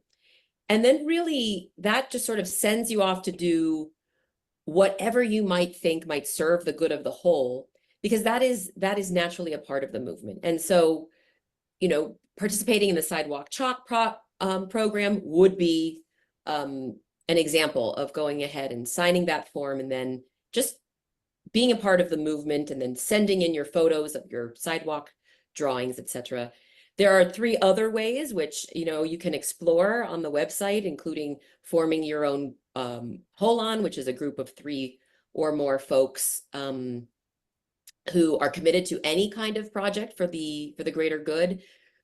We have a few programs that are being offered right now that you could participate in. One is the Purpose Lab, another is the Holo Holders Prayer Circle, And of course, if you already have an organization that is in full swing and you believe that there is some collaboration you might want to do with the Holo movement, then there is also a form to sort of propose what you're thinking. So many, many ways to take part. Fantastic. Yeah, I saw, of course, Purposeful Lab. We just had Zenka and her merry band of mischief makers on last week. And it's amazing what they're doing. Amazing. Yeah. Completely amazing. And it's really wonderful what you're doing. Last question for you. Where are you going to be on Peace Day? Are you going to Japan, New York, San Francisco, Sedona? Where are you going to be? I am going to be right here in Sedona and supporting the efforts worldwide. I hope we'll see lots of sidewalk chalk drawings that day, and I will be certainly sending those over to the broadcast live. It's going to be an exciting day. It's going to be a special day. Well, I love the sidewalk chalk idea. It's fantastic. And hopefully many of our people will choose to participate in that and other things. Antoinette, thank you so much for your thank you. And we'll be talking a lot over these next couple of months as we're all part of this group of people creating something very special. Very special. Well, thanks, Scott. It's always wonderful to be a part of it. God bless you. We loved Annette. Hey, I'm wearing the same thing. Oh my gosh. Well, we are winding down. We've got really more shows planned for next week. They're going to be really, really wonderful, very special. So please join us on Wednesday nights, Saturday night, and make sure you put in the calendar just scheduled Monday night, July 29th with Marianne Williamson. That'll be at 6 p.m. I hope to see some of you for the discussion. I still have to put into the chat box the links, the registration links, and I will do that while Omashar closes us out with his final, excuse me, I've got the hiccups, his final song of the night. We've got the hiccups, bro. I know. You need a hiccup mute button. It's a hic mute button. And what an amazing show. And I seem to have got a bit laggy for some reason. I think it's because this isn't the 6th hour of this show, isn't it? And the Holo movement is definitely something that we should, with the capital, maybe if you want to, be a part of. I've been a part of the Holo prayer circle since its beginning. I've only missed one, so there's been on for the last 6 months. And it's only half an hour once a month. And it's a beautiful circle where we share the premise of the Holo movement and then spend 10-15 minutes in silence with each other. And it's just a nice place to go and expand the Holo movement. So meanwhile, back at the ranch, let's get back on with the backdrop, because we like our backdrops, don't we? And then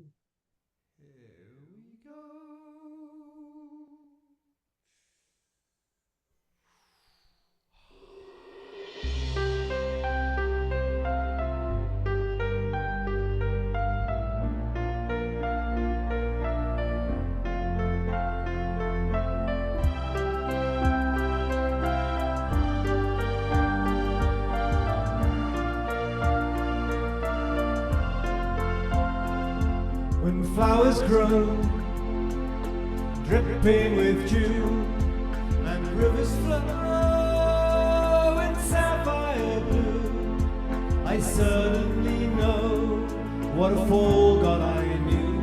I'm a tear, it's lost fear of the ocean. And when autumn sun kisses my cheek, whilst cool winds come from mountains peak, with poems on my tongue, but no wish to speak, I'm a tear, it's lost fear of the ocean. I'm a tear, it's lost fear of the ocean. Sweet water, when I give you my heart, I already start to feel better. Sweetwater, won't you send me your love forever and ever and ever? Sarah! Forever and ever and ever. Whoa. When tender hands trace memories where powdered sands meet temperate seas. I don't understand, yet I love mysteries. I'm a tear, it's lost fear of the ocean. And when evening stars shine all around, my grieving heart is no longer down.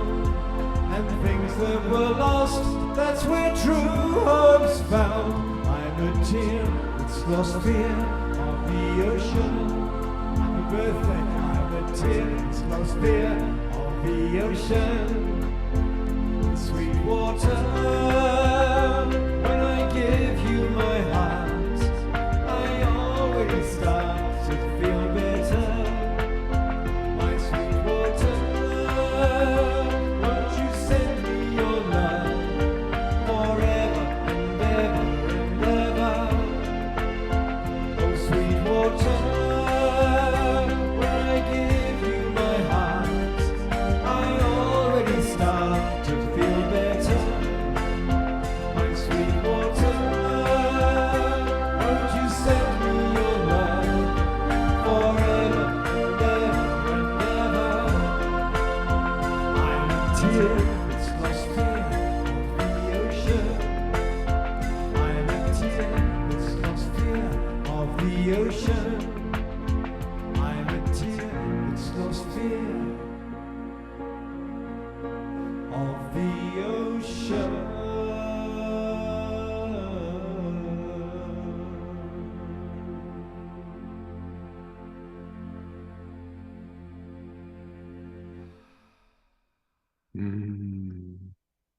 We're on gallery view, and we love you. Deb wants to know how you played the keyboard in the water like that. Well, it gets a bit tricky because the electric and water tend to make one a bit shocking. So I have rubber boots on and I'm grounded, and I have a grounding rod out of my back pocket into the earth. That's how I do it, Deborah. There it is. Simple. Well, I'm glad. Just be careful. We need you. We definitely need you. Hey, I do want to read from our birthday people, their vision. And so Dorina Joy wrote, as I enter my solar year and wild and wise life phase of my birthday today, I want to gift you with a few of my favorite things for body, mind, heart, and soul with deep gratitude. My haiku mantra and wish manifestation: healthy and happy, healing on all levels, harmony here now. And then one of her digital art creations, a July Peace Joy Heart Celebration. And I'm going to pull that up for, it's a beautiful video. We don't have time to show it, but it's a beautiful, beautiful video. So, thank you for that. And hopefully I can find quickly, Carol had written hers a while back, and I'm looking for it. And if I don't find it, Carol, we love you, or if you can repost it, let me know, and then it'll come right up, because we've had a very busy chat box tonight, which is great. Also, Michael Beckwith is having a Zoom birthday party. I think Susan's going to put that in for us. Oh, good. I found Carol. So Carol's birthday was July 11th, and her wish is that the United States remains a democratic republic as opposed to the other possibilities. She points out that democracies throughout history of humanity have struggled to last longer than 250 years. We are now moving through our 248th year. It's imperative that we keep our vibrations high, work on raising our frequencies, and work together to create the peaceful, loving world that we in this community know is possible. So thank you for that, Carol. Thank you very much. Thank you, everybody, for joining us tonight. It's been quite a show, 3.5 hours. And Just for, in case it hasn't been addressed, Scott, what was the name of that movie again you're going to see tomorrow? I saw something in the chat. Someone was asking the name. movie is called Against All Enemies. Against All Enemies. You know, I'll put the trailer. In fact, well, no, I'll put the link to the trailer in the chat box. And apparently it is available on YouTube, so as well. Yes, that's right. Though I think you have to pay for it on YouTube. Okay. Just so you know. But hang on, I'm putting into the chat box. Trailer for Against All Enemies. And again, you know, everybody, I'm all about inspiration, but also we do need to sometimes have information about what's taking place. So the trailer is there. I'll pull up, I'm not going to play it, but you can see right here the trailer on YouTube. So just go to YouTube, put in Against All Enemies trailer, and you can watch it and see. I've also put into the chat box the links to register for the discussions. It's free for Global Peace Tribe members, but you do need to register. And then the Zoom room link for tomorrow and again on for Thursday will be sent to you. Omashar, thank you so much for being with us. And a big thanks to all of our presenters that were with us. Rev Deb, is she still with us? She was with us up until the very end. I'm here. There she is. You know what? I'm going to go to gallery view real quickly and find you that way. There she is. Thank you for being with us the whole show. Thank you. What a beautiful show, Scott. And you and I have one coming up. We're going to be doing a show together all about the next generation of wisdom keepers and earth guardians.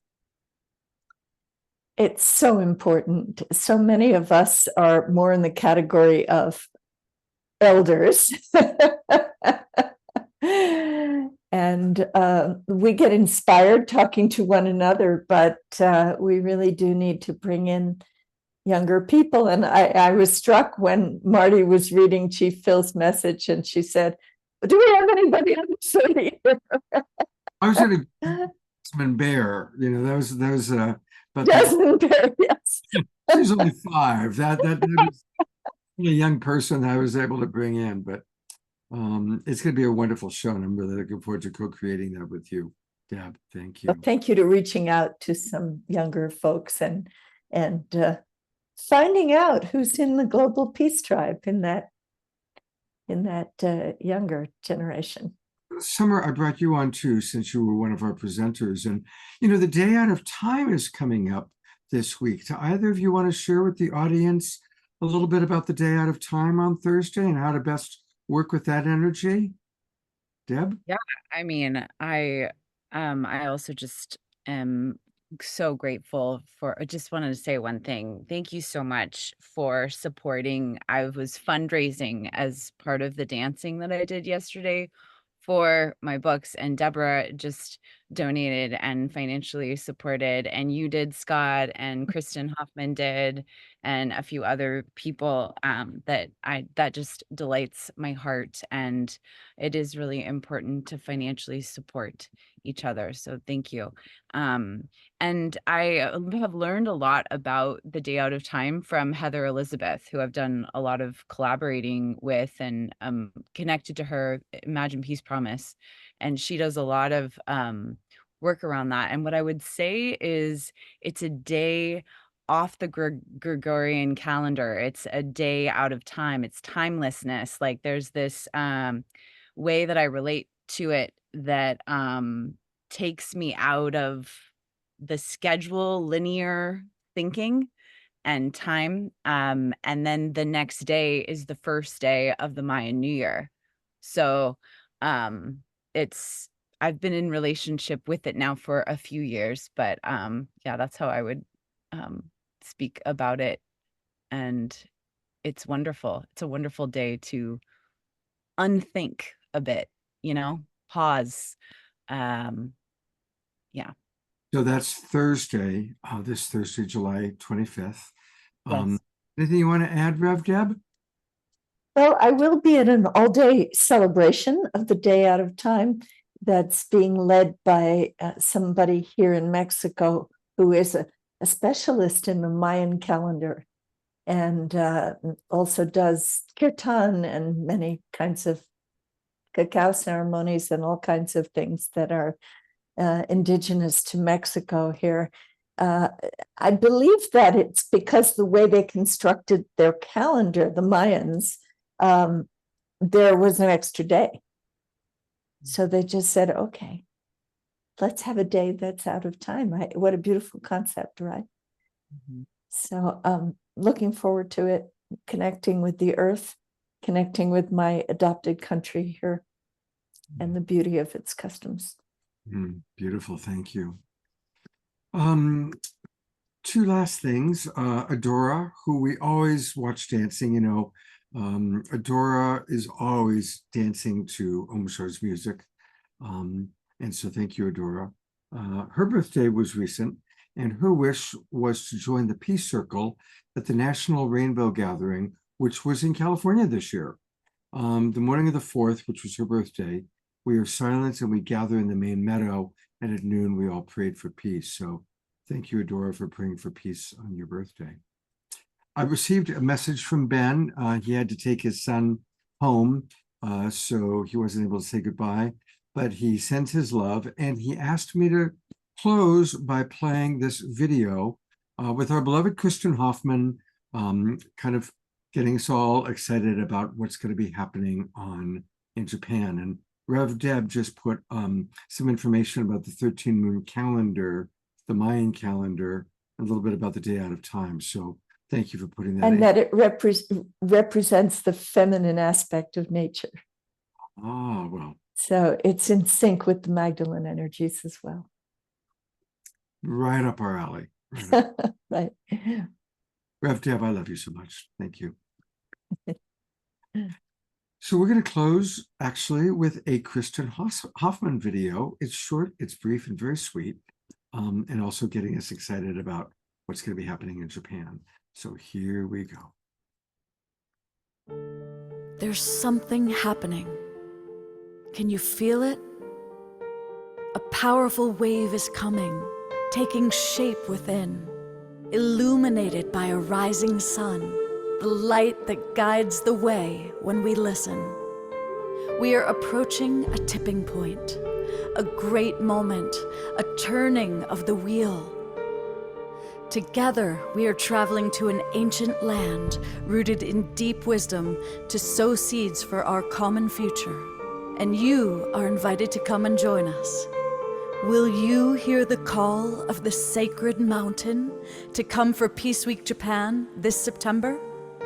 The first U-Day Festival took place in Chiang Mai, Thailand, December 21 and 22, 2012. Ethiopia, Land of Origins, was next in 2018, followed by the major Holy Land, Living Water, in 2020.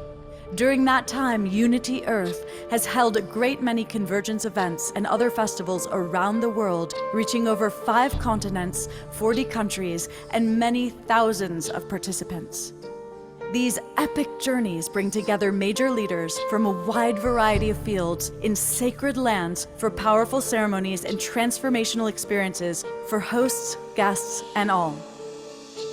Now this 12-year cycle is coming to a grand culmination in Peace Week Japan, September 15th through 22nd, for the conclusion of the U-Day series of events and the crowning moment of this 12-year global journey.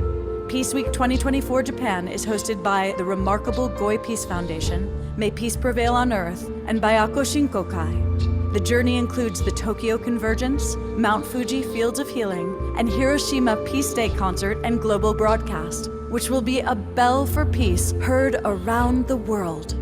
Bringing together indigenous leaders, veterans of the global peace movement, and emerging world leaders, this sacred journey promises to be a highly significant gathering with profound impact, and you are invited to join us. Spaces are strictly limited, but via World Weavers, you can join this sacred gathering at this critical time. Search World Weavers Japan for more information and to secure your place. There's something happening. Can you feel it?